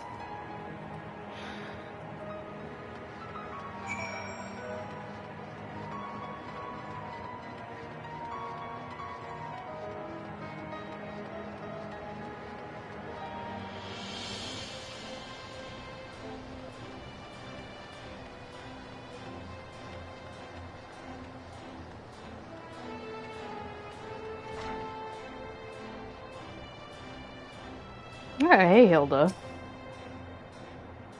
Oh, good, you're back. Things got a bit heated while you were away. Sure hope you don't have anybody in your party hoping for good news.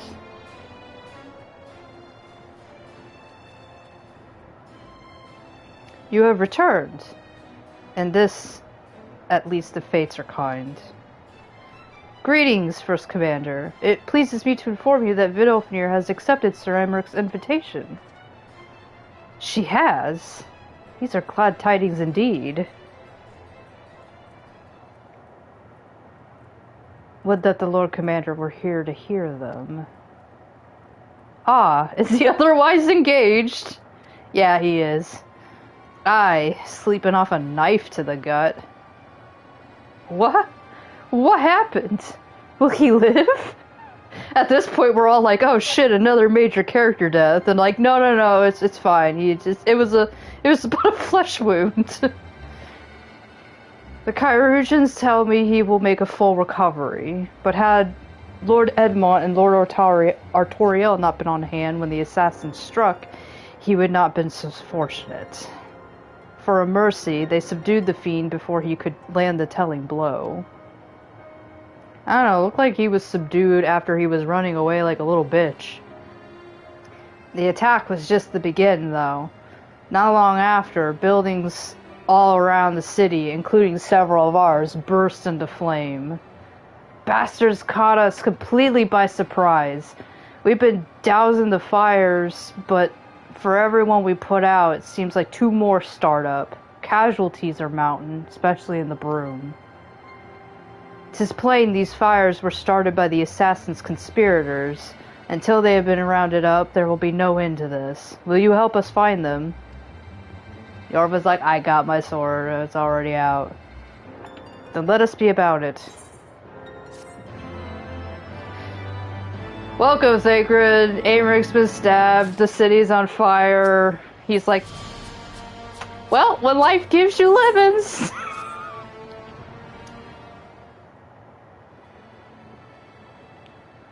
The flames are spreading. I like that this place has been on fire, but none of us were like, we were just walking down the street like, the broom was right over there, and we were like, I didn't see anything. Us needs to begin our investigation immediately. Witnesses must be found, suspects must be identified. They're like, you've been police before, right? Yorva raises her hand like, do samurai count as police? And Lucy is like, yeah, I guess samurai count as police. Have you been able to determine the precise locations where the fires were set? Mayhap there's a pattern. Like, typically you would look up in the sky and you'd be able to find it. I don't care how far away it is. I've seen a house fire before. If there is, we have yet to discern it. Fires have been reported throughout the city, in both the pillars and foundation. Indeed, given the size of the area affected, I think it would be best to divide as our forces. Master Alfino and Mistress Yutola, I would have you take charge of the investigation in Foundation. As you wish. Mayhap Tataru can be of assistance as well. Meaning Yorva and me get the pillars. Oh, they'll like me up there. Only question is, will the grizzled old rogue striking a pose over there be joining us? She's like, I notice you over there, you're a stranger. Thancred, of the Scions of the Seventh Dawn. And may I say what a pleasure it is to meet you too, my lady. She's like, whatever, I'm trying to get in Lucia's pants, okay? I bet. The name's Hilda. Scion, eh? And there I was thinking I'd found a fellow ruffian amongst all these illustrious personages. She's like, oh, you went to college? Ugh. I will remain here to coordinate the fire quenching effort. If you learn aught of value, pray and inform me immediately. That is all.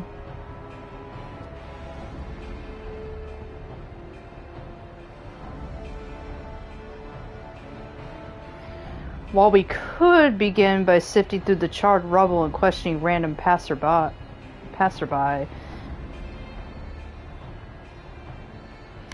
Is that a singular? Is passerby both singular and plural? I'm being caught up by English. In my experience, every town has at least one individual who can be counted to know things he or she should not.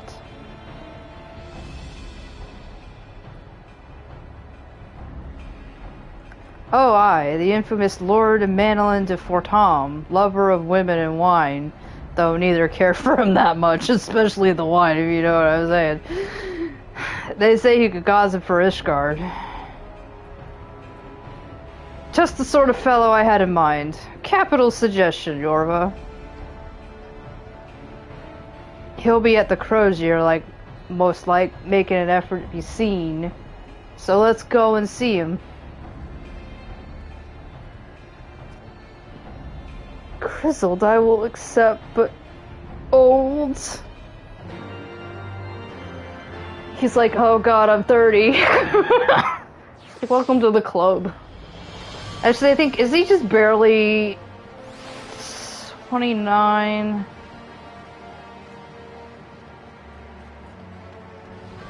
How old is Hilda? I swear to god, if Hilda's like 25, calling a 29-year-old old, I'm gonna be like, what the fuck? Just wait 4 years. Where do they want me to go? Oh yeah, they just said it. They just said that location.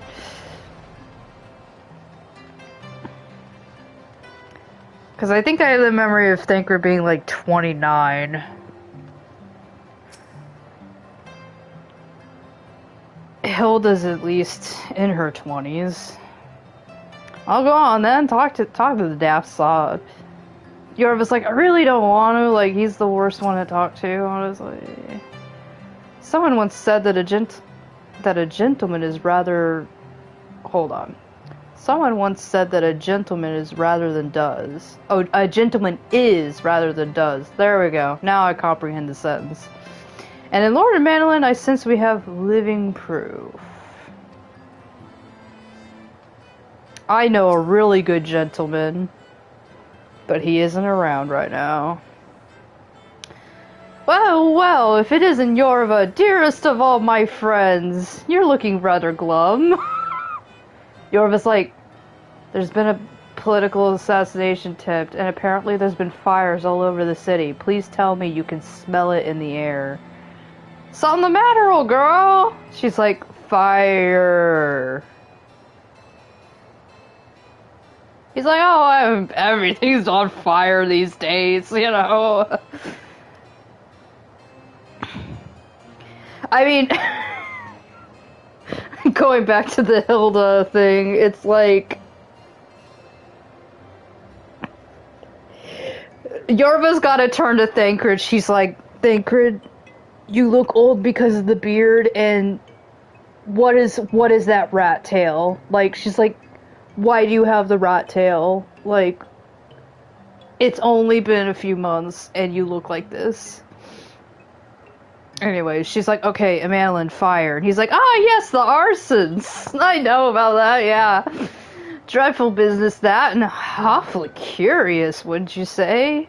There doesn't seem to be any rhyme or reason to it all. Naturally, we've doubled the guard outside the manor, along with most of the other houses. Can't have the old pile going up in flames, after all. Yorva's like, is that what you call it? Oh, in case you were wondering why the Hoplon is awash with refugees, the lower levels of the vault have been opened to those unfortunate souls who have lost their homes. Sir Aymric's orders, from what I hear. A remarkable man. Not even a knife in the ribs can keep him from his duties. Yorva's like, you know all of this already, and you're just sitting there like, why are you looking so glum, huh? Actually, old girl, if, you were thinking of questioning the refugees, I should be more than happy to accompany you to the Hoplon. While you conduct your inquiries, I could offer words of comfort to the distressed and despondent young maidens. Yorva Thancred, you look 35 going on 40 with what that little grooming you've done recently. So, Thancred, who has been the Scion womanizer, is now meeting Amanolin. It's like, Thancred, meet Mirror. Except Manolin's so much worse. He's so cringe. Wait a moment. I know what that is. You're giving me one of your looks, aren't you? You do me an injustice, old girl. She's like, please stop being Gatsby. I'll have you know, my heart yearns but for one rose, prickly though she may be. Yorva's like, she's never going to get with you. I sense you remain unconvinced. Very well, if it will help prove the purity of my intentions, I shall gracefully rescind my offer. Now run along and catch those arsonists. That was not entirely what I had hoped for. Whose idea was it to come here again? Yorva's like, mine! It was my idea. Never mind. For our next step, I suggest we divide our efforts. While you question the refugees in the Hoplon, Yorva, I shall investigate the locations where the fires were set. Would you be so good as to join me, Hilda? And I can tell you what my real age is. You know what? I reckon I would. Because, I actually don't know how old you are. You look like you're 50. Can't have you roaming about in an unfamiliar city by your lonesome, can we? You'd only get robbed blind and left shivering in your small clothes. Thancred's like, ha ha ha, how very bold of you to think I have money.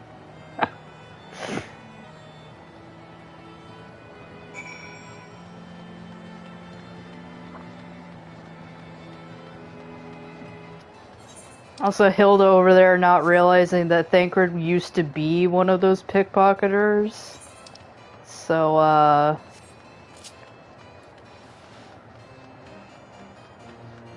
I guess she really took that Scion thing to heart. She's like, oh, You looked like somebody from the streets, but I guess you're not. It's like, little do you know.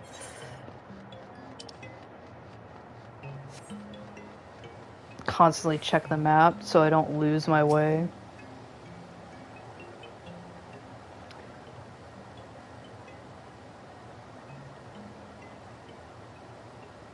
Come, my brothers and sisters, there is food and shelter enough for all in the basilica. They're like, we heard you have cucumber sandwiches. Halone's blessings upon you, Father. I confess we were not sure if we should come. There are so many unbelievable tales these days about the Archbishop and Sir Aymeric and the Dravanians. I heard we're kind of bad. Trust in your heart, brother, and pay no heed to the lies of lesser men, especially that Aymeric. They seek only to lead you astray. Do you require succor as well, miss? I was like, I could do with a cucumber sandwich, maybe. So the Temple Knights have begun their investigation at last. Good. This madness has gone on for too long. Would that I could do something to aid you in your search, but I have a duty to these poor souls. Farewell, and may the Fury guide your steps.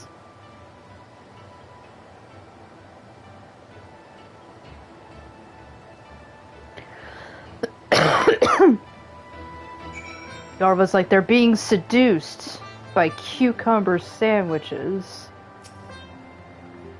Hi, Mael. I found you in another game.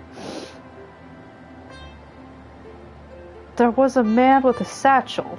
I saw him kneeling outside the window, and then there was smoke everywhere, and it was so hot, and I couldn't breathe.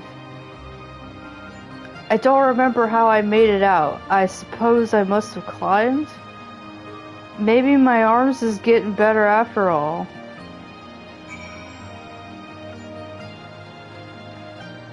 Sorry for your crying friend there. Yorva's like, I think she was going to talk to both of them, but then she saw the crying one. She's like, I'm just going to let them just, go do whatever.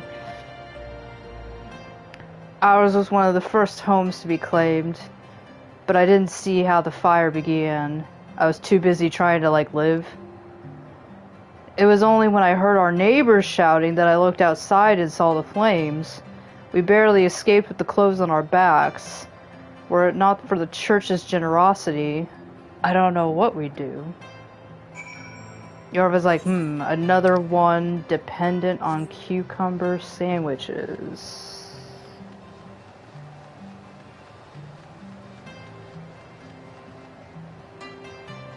Can I jump from here? Can I just, yeah. Yorva jumps from the sky and hello, and they're like, holy shit.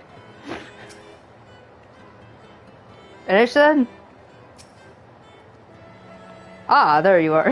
Yorva goes to Hilda, she's like, yeah, I talked to 3 people, and Hilda's like, yeah, that's good enough. Rule of 3s, that's how quests go. There you go. Anything to share?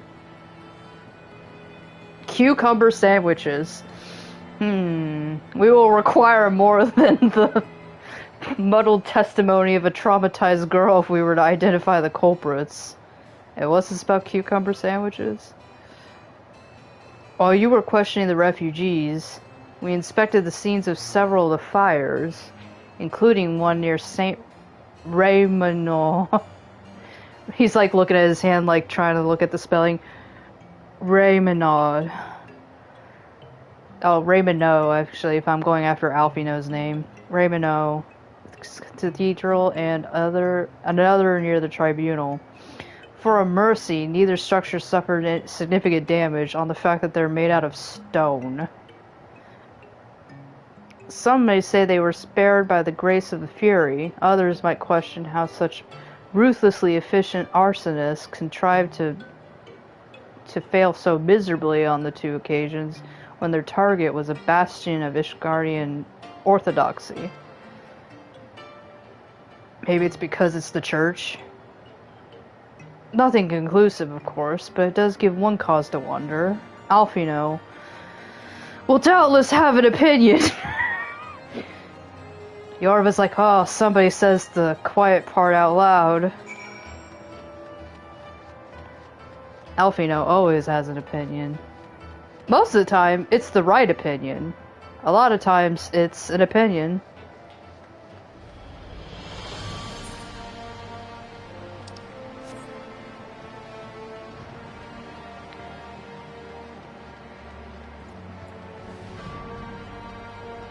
I think they're like... Yeah. They're where the children throw the snowballs. Boom.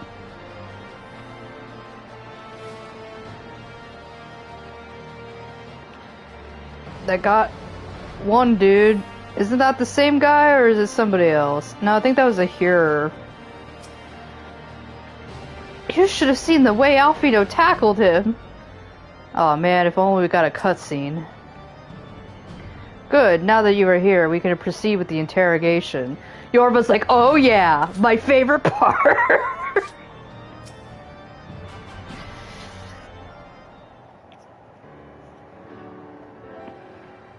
Silence will avail you not, sir. I'm going to bring out my stern voice for this.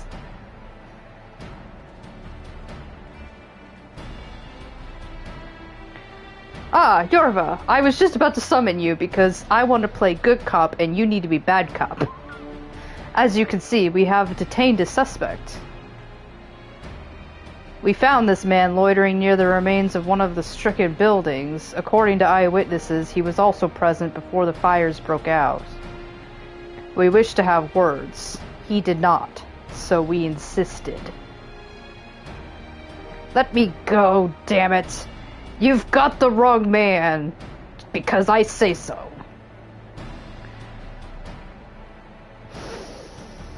My, but you reek of oil. And are those burns on your hands? An occupational hazard, I suppose? But tell me, does arson pay well? I'm a victim, you imbecile. Look at me. He's like... I'm not seeing much. Aye, that you are, after a fashion. You should know that your pious patron has already spun us a delightful yarn about how his pet mongrel slipped the leash and set about burning half the city to the ground. Not very noble of him, I grant you, but then these highborn types rarely do show loyalty to their pets. In fact, he called you rabid and begged us to put you down. That's bollocks! He's the one who told me to keep going.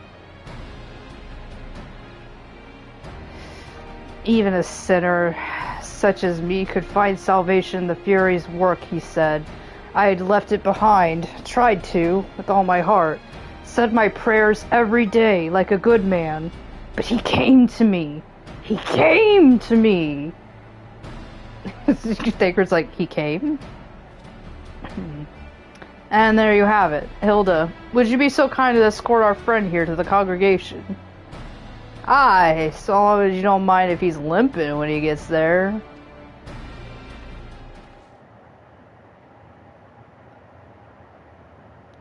That was incredible, Thancred. But how did you know he would confess?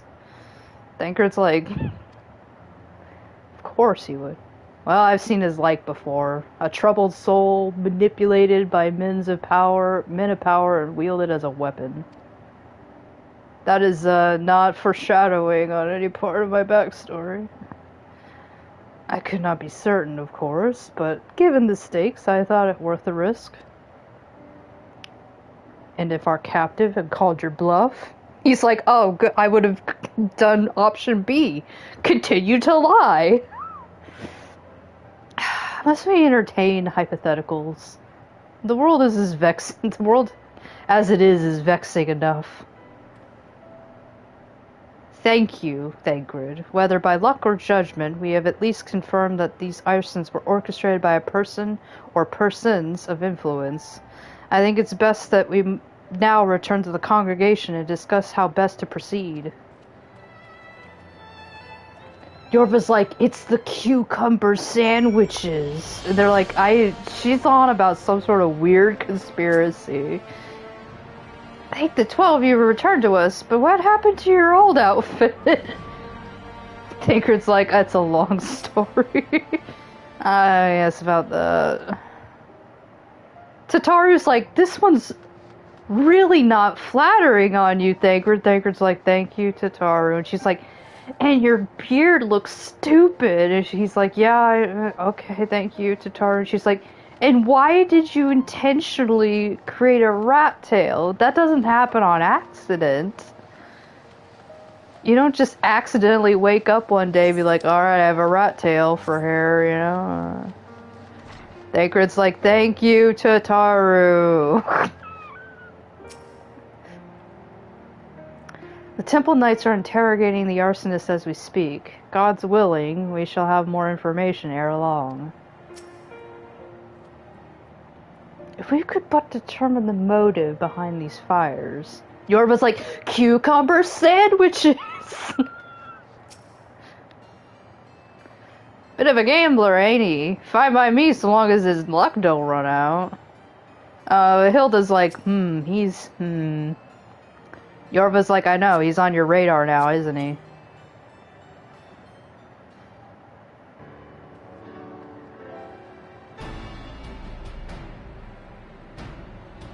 On behalf of the Holy See of Ishgard, I thank you all. The man you apprehended is being interrogated as we speak, though he fell silent upon realizing that we had not turned his master.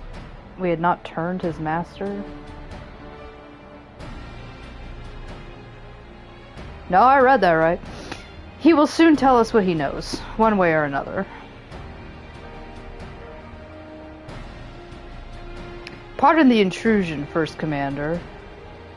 Ah, Lord Artoriel. Are you come to see your father? He's attending he's attending Sir Averick in his chambers at present.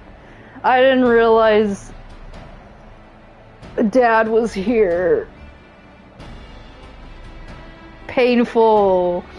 I am. He bid me bring his salve. Then do not let me detain you, and thank you for your kindness, my lord. In times of trouble, every man must do his part. Would that I could do more than just fetch things. I'm trained in the sword and the shield, and I don't even do anything with it. My lord Artoriel did not seem to be in the best of spirits. Alfino, why in the holy hell would he... Why would he be in anything other than bad spirits? It's his little wonder, Master Alf. It's like... His father is widely slandered, and his half-brother not yet cold in the grave. There's a lot to unpack there, but I don't know if I should get into it. Maybe I can. I'm sorry, Lucia, you want to tell me that,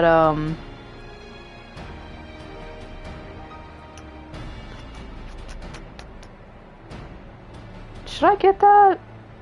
Maybe I should get that. Artoriel, at this point, is probably feeling a lot of, guilt. When Oshafal was alive, he really,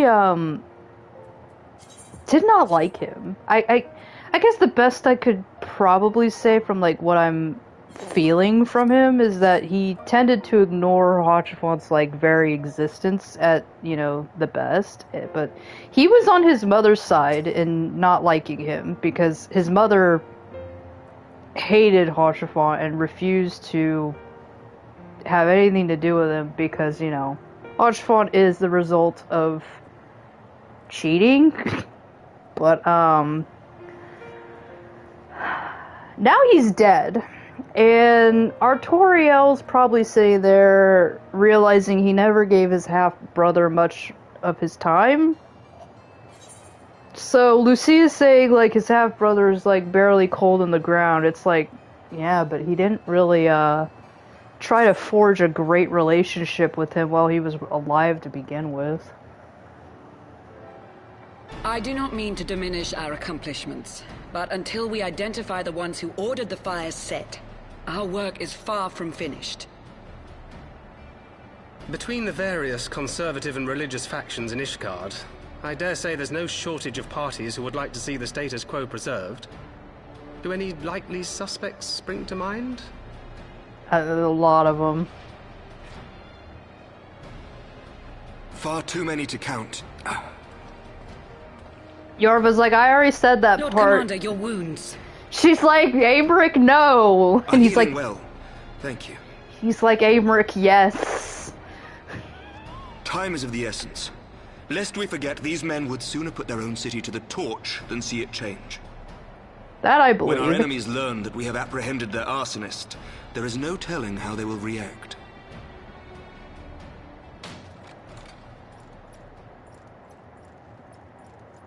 Lord Commander, an armed mob has seized control of the vault. The cucumber sandwiches. And now we know. Tell us what happened, sir. Spare no detail.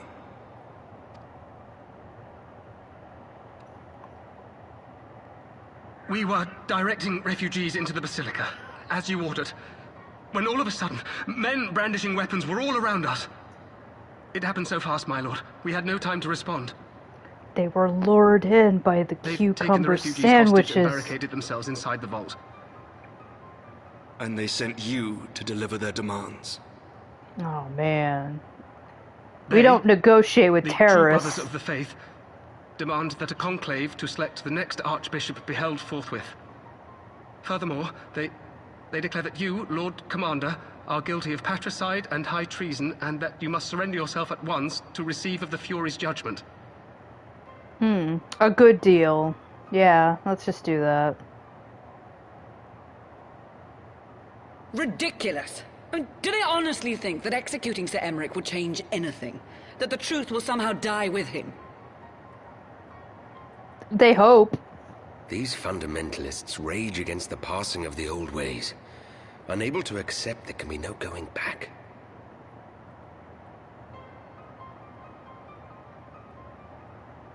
Given the fanciful nature of their demands, a peaceful resolution does not seem likely.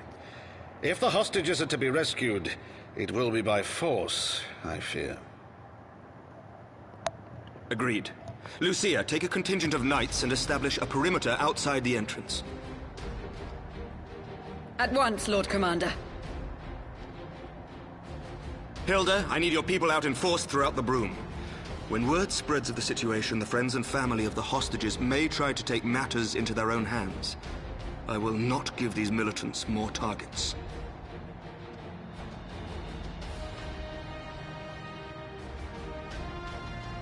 I shall lead the assault on the vault. Master Alphino, can I count on the support of the Scions? Of course.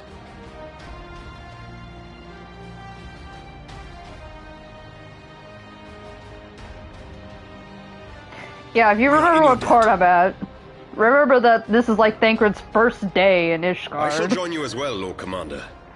Artoriel's like, and me too. You have my axe. Actually, I have a sword. I like that Averick looks Your like... assistance is most welcome, Lord Artoirel. To arms, then, friends. Time is against us.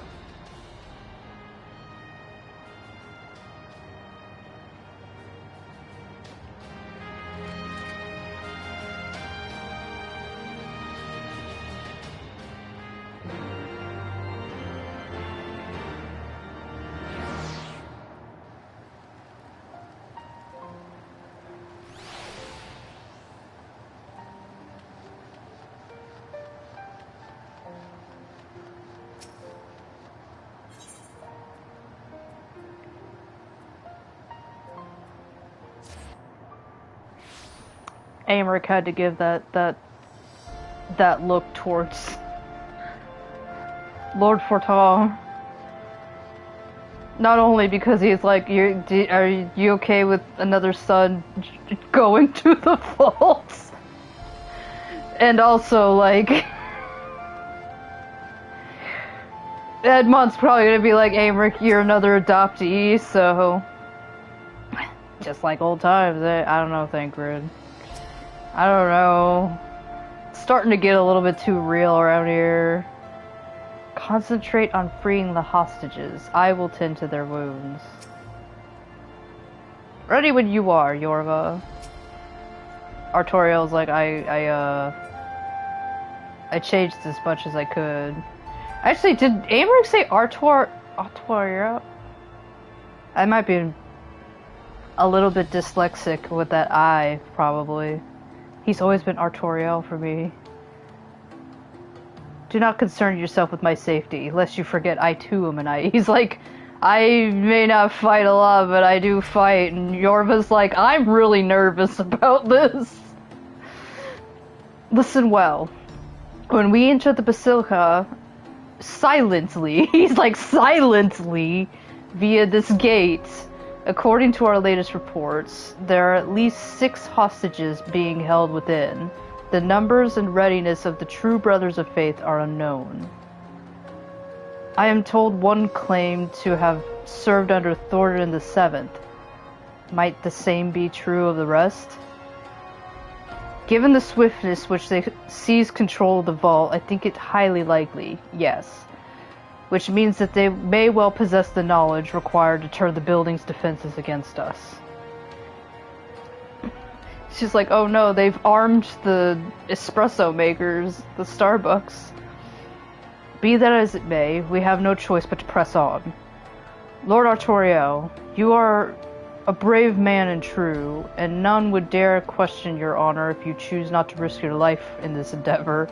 He's like, I want you to know that we really do not want to lose another Fortom's son to the vault.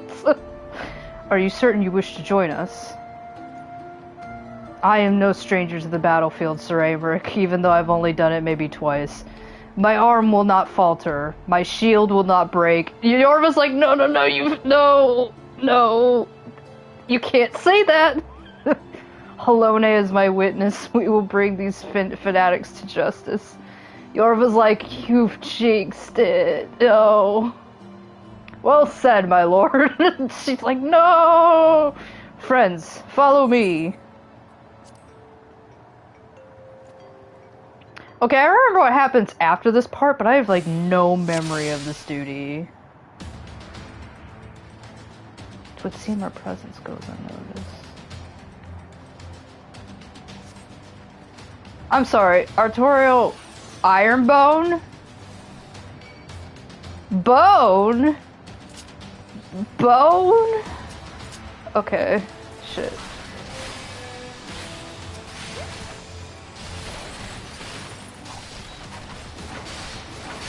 Yeah, I know what happens after this, but I'm like, I have no memory of entering the vault with NPCs like this.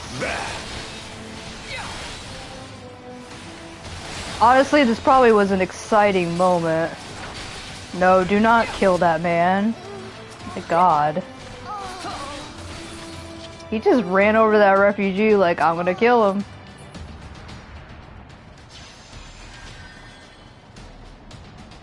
Alfino just giving one physic. Just one physic.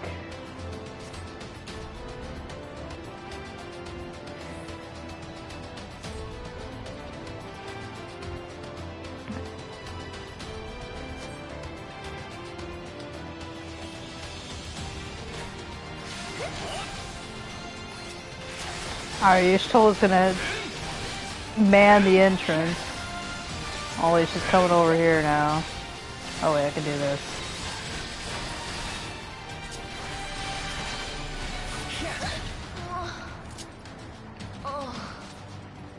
Yeah, right now we're getting into territory where, I think some of my alt characters, they've completed, like, Heavensward, but I didn't really do, I didn't do, patch.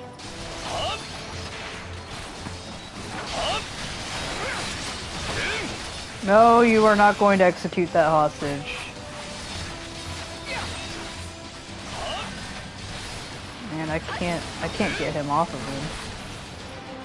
Oh, Thancred joined me. He's like, let me help you with that guy.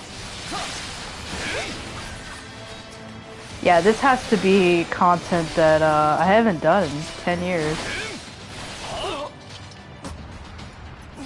So now I'm gonna be constantly like, is this something they added? Is this something... I'm pretty sure this instance had to have existed.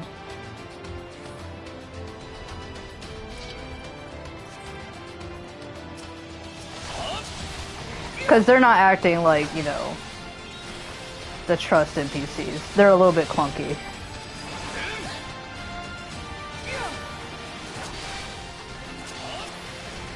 To the choir. So Alfino's like, I'll hold the line, and Thancred's like, no, I'm gonna come with you. So Alfino has an adult. He's okay. You underestimate me.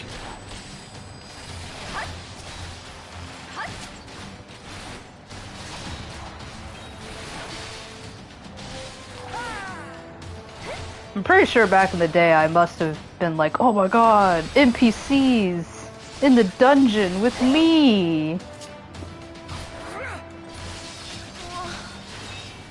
This is kind of reminiscent of when we freed Raubahn with Alfino, and her face is coming to mind. Ninja lady. Gosh, what's her name? Yugiri. There we go. So Simon, lay down your arms and release the hostages, and you will... I'm sorry. Simonar? That's not a real name. Anyways. And you will be shown mercy, but not your name. I give you my word. It's like, I will not be changing my name. Ha! The word of a heretic and kinslayer. I would sooner trust a dragon. Oh, do you promise? Activate the knights, and we shall show the hostages the same mercy he showed the archbishop. Oh no, not the horses. I don't know how to play chess. Unlike you, Sir Aymeric, I am a man of honor. By my hand you shall receive of the Fury's judgment. So it is to be a trial then. Lord Artoriel, Yorva, leave us and save the hostages. I will deal with Sir Simonard. If that is his real name.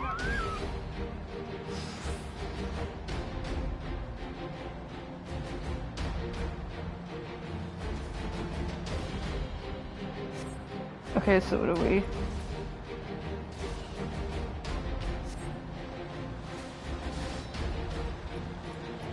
Where do we go?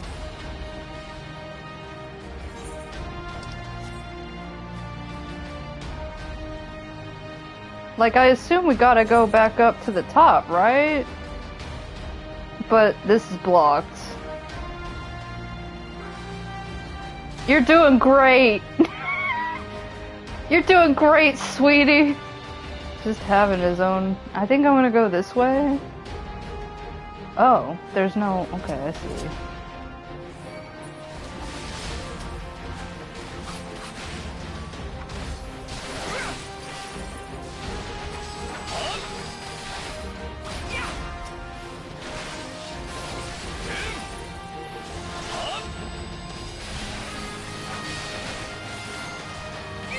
Man, these guys are real shitholes.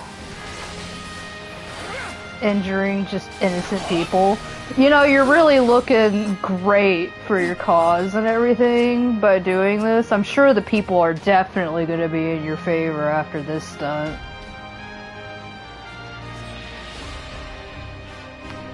Well, I guess we go forward.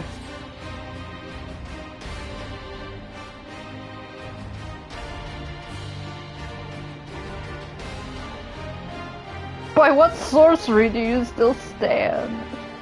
Oh god. Okay. We're Alfino and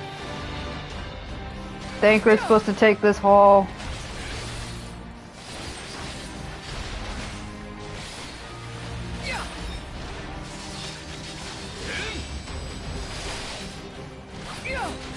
Oh, I hope that refugee stays alive.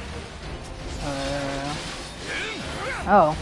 Why are you guys following us? You should just go to the entrance or something.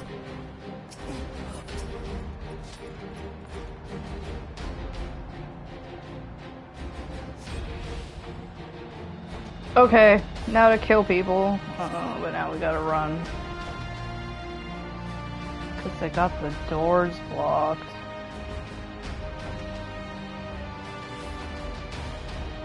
Please tell me those refugees aren't following us.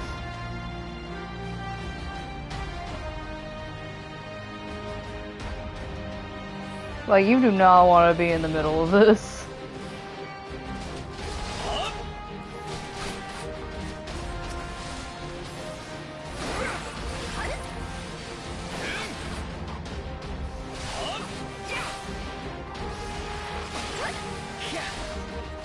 This knight does not yield!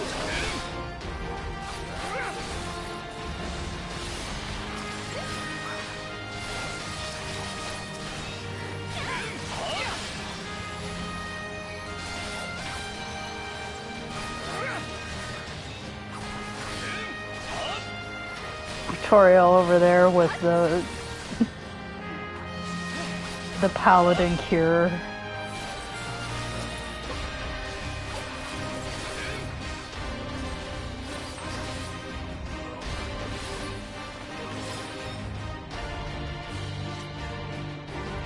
Oh, now we can go this way, okay.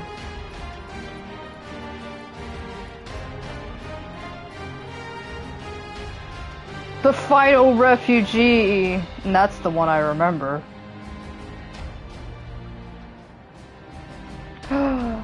Not Miley.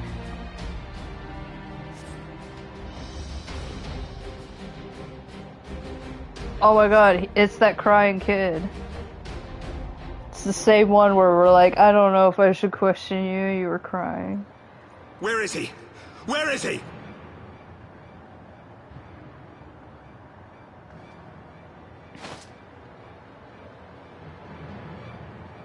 There he goes, doing something impulsive. They're like, I never knew Aymeric to be an impulsive man.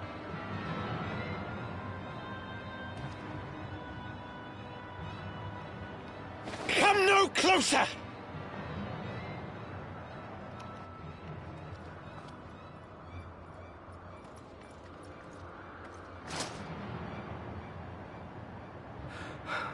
You have nowhere to run. Release the girl and surrender. Surrender to whom? The blasphemer who throws wide the gates to our enemy? Who breaks bread with him and calls him brother? Ungodly swine! I would sooner die than surrender to you. Do you promise? Is it godly to spill the blood of an innocent child? To burn the homes of your brothers? Tell me, priest, is that godly? Do not speak to me of godliness, heathen! Your father's blood is on your hands, as is hers!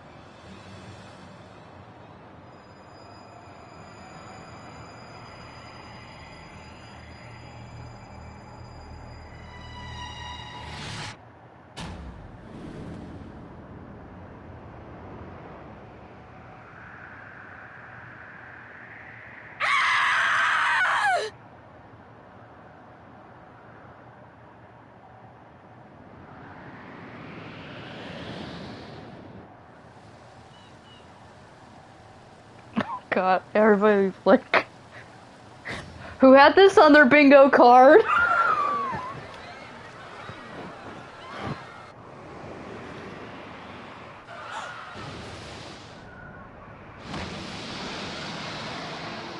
Fidolfinir's like, no, this game is Peggy 16. We cannot have child murder. It would cause the rating to go up. Fidolfinir's like, I have saved the rating.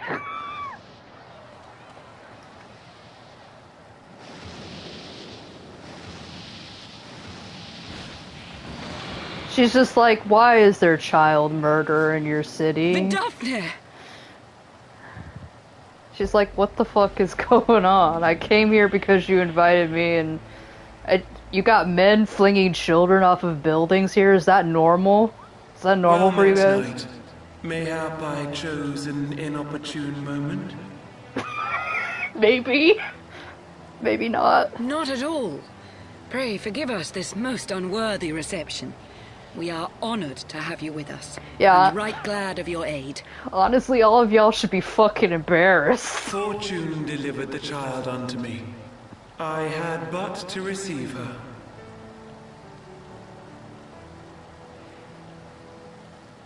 Thank you for saving me.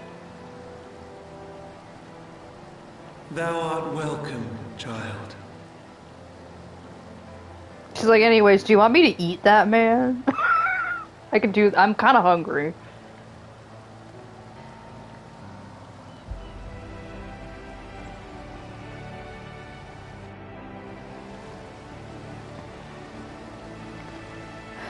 Thanker's like, man, what a wild day in Ishgard. Eric's like, oh man, I'm so glad we don't have to make Heavensward immature.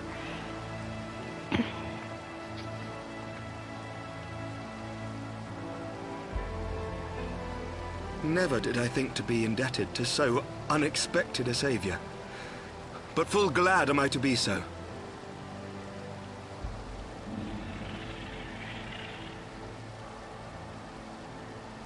Friend of Izel, warrior of warriors, I had hoped to meet with thee.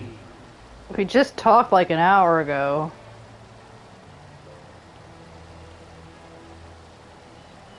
I bear a message from my sire. Another one? From Freysfelger.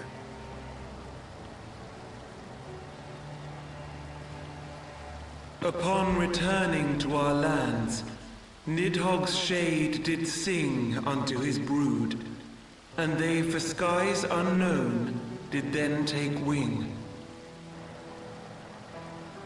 This thou must know, for your fates are inextricably bound. What of Estinian? Is he truly lost to us? She's like, bitch, I don't see a human there. Are beyond my ken. I but bear my father's words. Take from them what thou wilt. Vidofnir's like, we haven't really had a case of somebody like turning into Nidhogg before, so I don't know.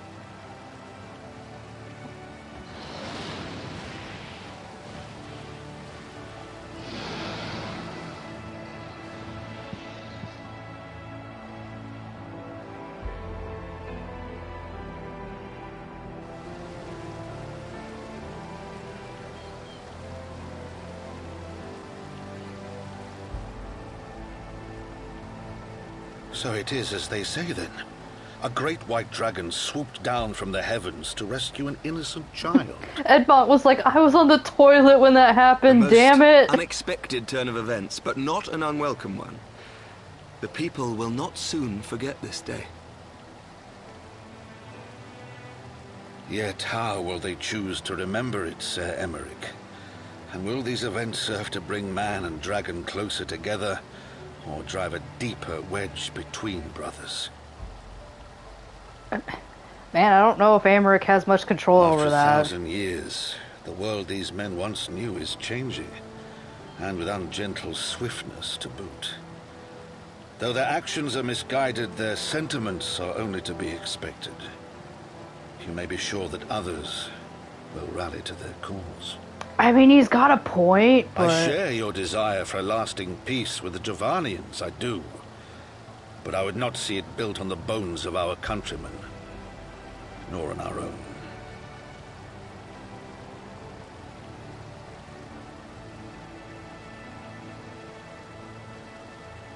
I see much of Horsefon in you, and I could not bear to mourn the passing of another son. Lord Edmund.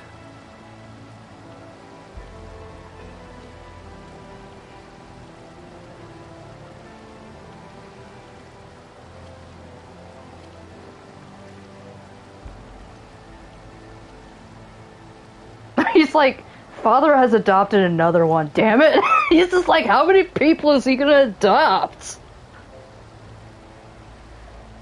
Artoriel's like, I guess Americ's my brother now.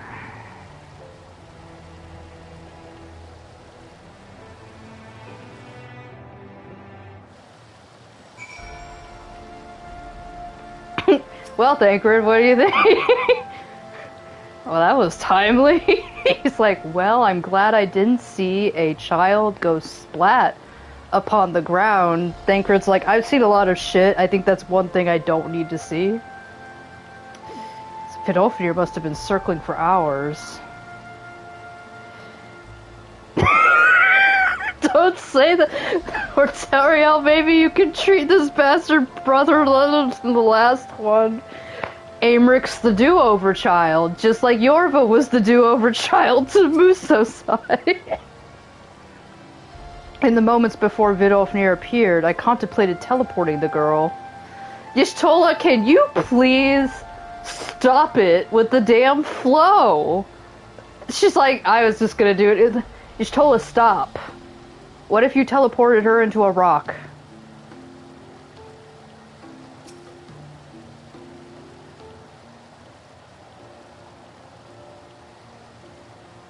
This has been a day of surprises, has it not? I don't know. I wouldn't call it surprises, Elf, you know?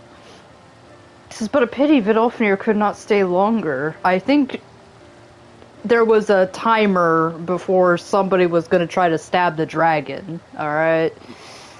Yes, I think it's fair to say she timed her departure rather less well than her arrival. Well timed scarcely does it justice, but one moment later we would have been a moment too late, and we would have had the M rating on this game.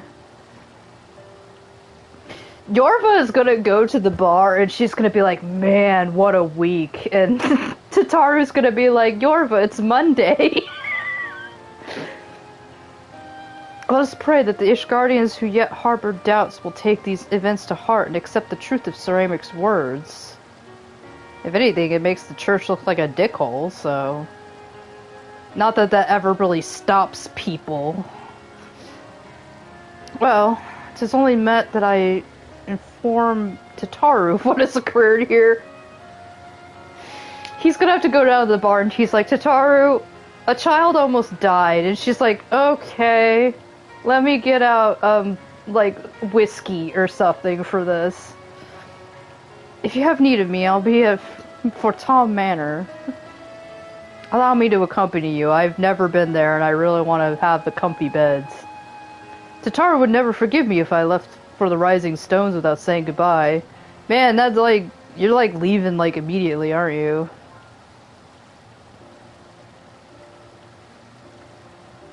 A moment, Yorva. I wish a word. Just one word? She's like, yes, but. Anyways. Tell me, does Thancred seem quite well to you? What a fucking loaded question, Y'shtola. Yorva's gonna be like, is Thancred ever well? Y'shtola?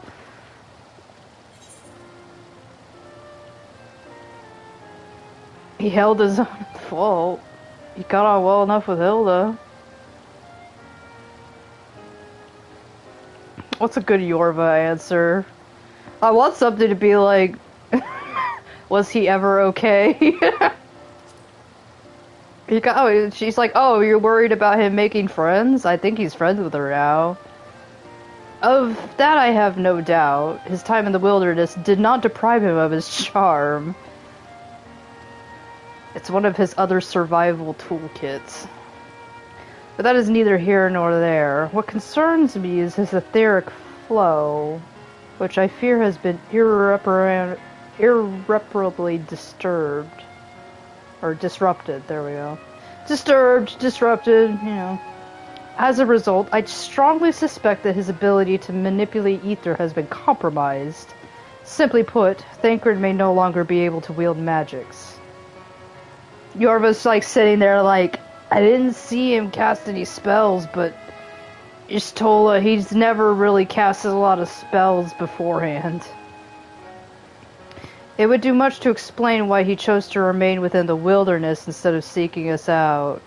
Oh god, he lost the ability to teleport. He would have been compelled to rely solely on traditional methods of travel, significantly prolonging his journey. And when he learned that a nearby beast tribe was making preparations to summon a primal, it may well have seemed more sensible to wait. But this is still little more than speculation. Until I have proof, pray speak no word of it. She's like, he's not talking about it, so, you know, he's just gonna lie. Yorva's like, he does do that. Right then, I should be on my way. Cryo may have charmed Master Matoya for now, but who can say how long it will last? I can't remember. He does have the ability to teleport later, doesn't he? I'm not counting the Razat Han incident. We're not going to talk about that, but I'm just going to say I'm not talking about the Razat Han incident. I know right now he's just freshly out of the flow spell, so like Y'shtola, he is also changed, just not to the degree she is, so...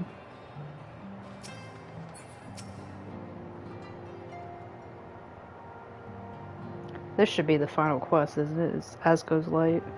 That Vidofnir should chance to arrive even as the girl fell.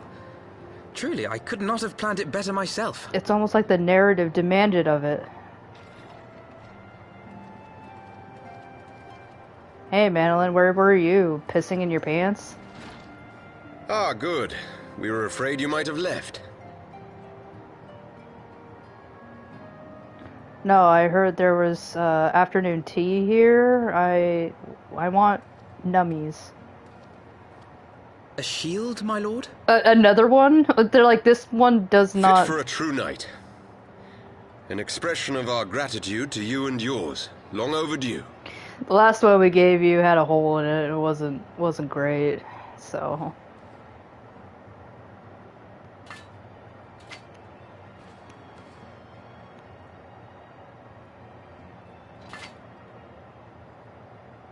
But there is something else I would discuss ere you part. Something which cannot leave this room. My father will soon step down as head of our house. He is old and tired. Sir Emmerich was not the only one to fall under suspicion following the death of the Archbishop. There are some who believe my father complicit in a coup d'etat. Thus he intends to renounce his title to absolve our house of suspicion and secure the support of our peers. Surely there must be another way to convince houses Durandare and Zemail. So I said to him. Alas, he will not budge.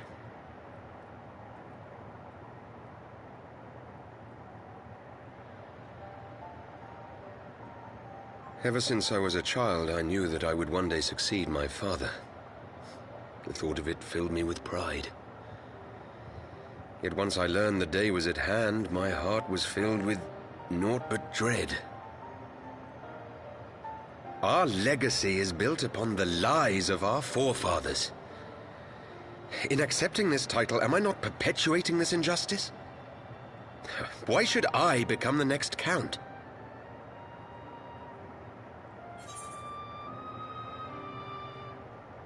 Ooh, should I hit him in the feelings? I think I'm gonna hit him in the feelings. A knight lives to serve.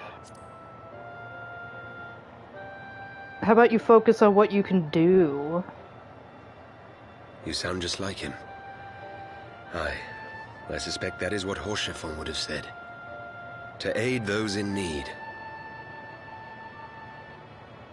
When you look on that shield, I trust you will remember his words. And should I once more find my resolve wavering, I ask that you show me the way. You are a sister to Horsefon. Will you be a sister to me as well? Yeah. Maybe. I don't know. Come, Manolin. There's much to be done. For father, and for Sir Emmerich, and for Ishgard. And I was like, what? I'm sorry, what?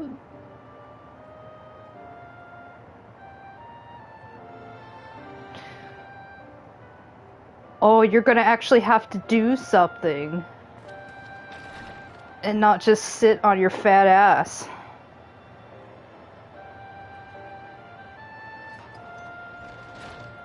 He's like, To think we share the same blood. Pray excuse us.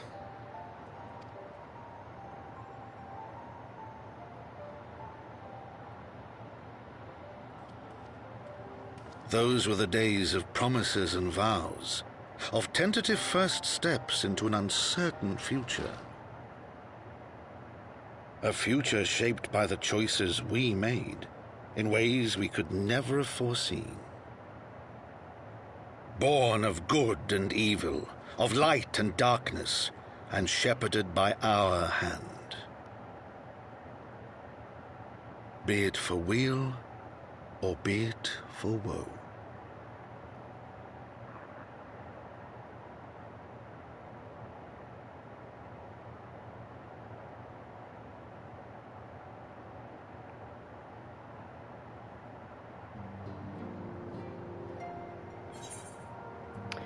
okay, so that was patch 3.1. As goes light, so does darkness.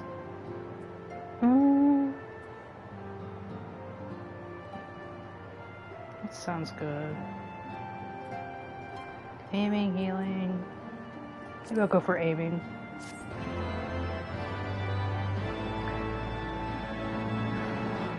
So I went a little bit overtime, but I did start late. Oh, yes, one more thing. This fucker. This is thy proof. The Garen Oracles. Apocrypha. Oh god, I have to speak for Urianger. It is a truth long forgotten, a tale of the beginning, and of the path we have been set upon.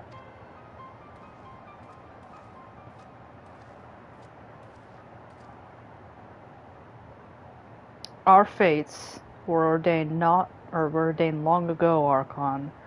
The Garleans are no exception, nor the Triad. You know what must be done. He's like, bitch, do I? It's just tilting his head there.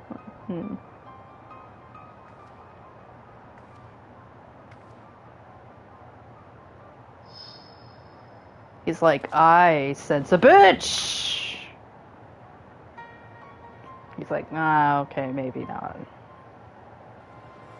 Guess that was nothing.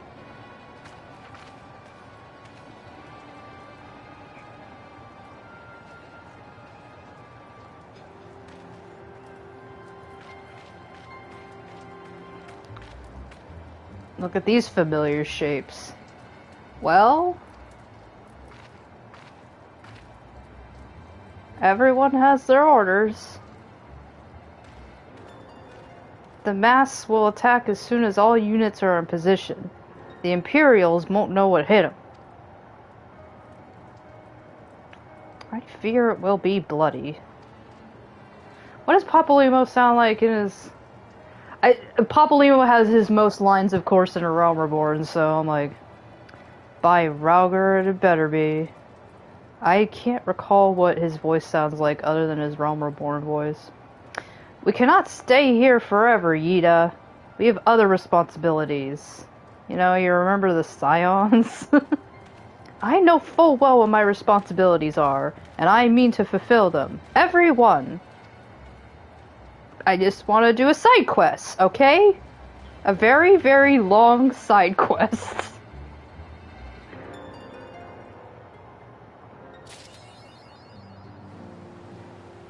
So it goes. So, yeah, I'll debate upon... Actually, you know what? I'm not going to debate upon it. I think next time I'll be doing other 3.1 objectives, such as St. Moccasins Arby's Burrito. I talked about that briefly at the beginning. We could do Pharaoh Serious Hard. not really connected with anything. And I think I'll put a pin in the Shadow of Mok series, because that one is going to be... I don't know if that one will take more than 3 hours. It might have to be a special episode to get through it all. I'll also be asking the FC if they want to do Shadow of Mok with Yorva.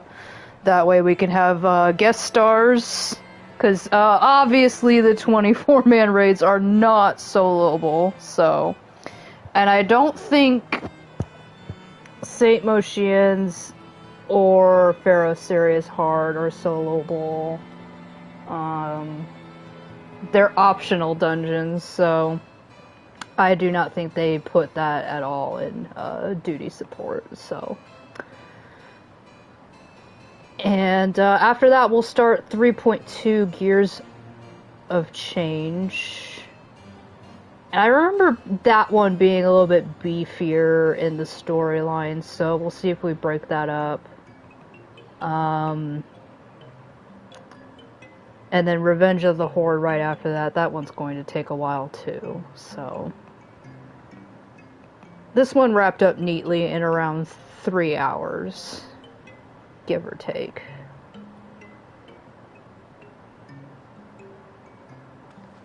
But yeah, I think for this week, we'll still continue in patch 3.1 doing other 3.1 things. But we are completed with the main scenario quests. And then by next week, we'll do Gears of Change. That sounds like a good plan. Alright, well, thank you very much for enjoying the show. And coming to, I don't know, one of the worst moments that's come to this church. But, yeah, I absolutely don't remember that duty at all, but I'm glad that I went through it, because now I'm like... Because I definitely remember the child being thrown off. Not a lot of people forget about the child being thrown off the roof of the church. The very tall church, but... Yeah. Anyways, have a very good night, and I will see you guys in the next episode.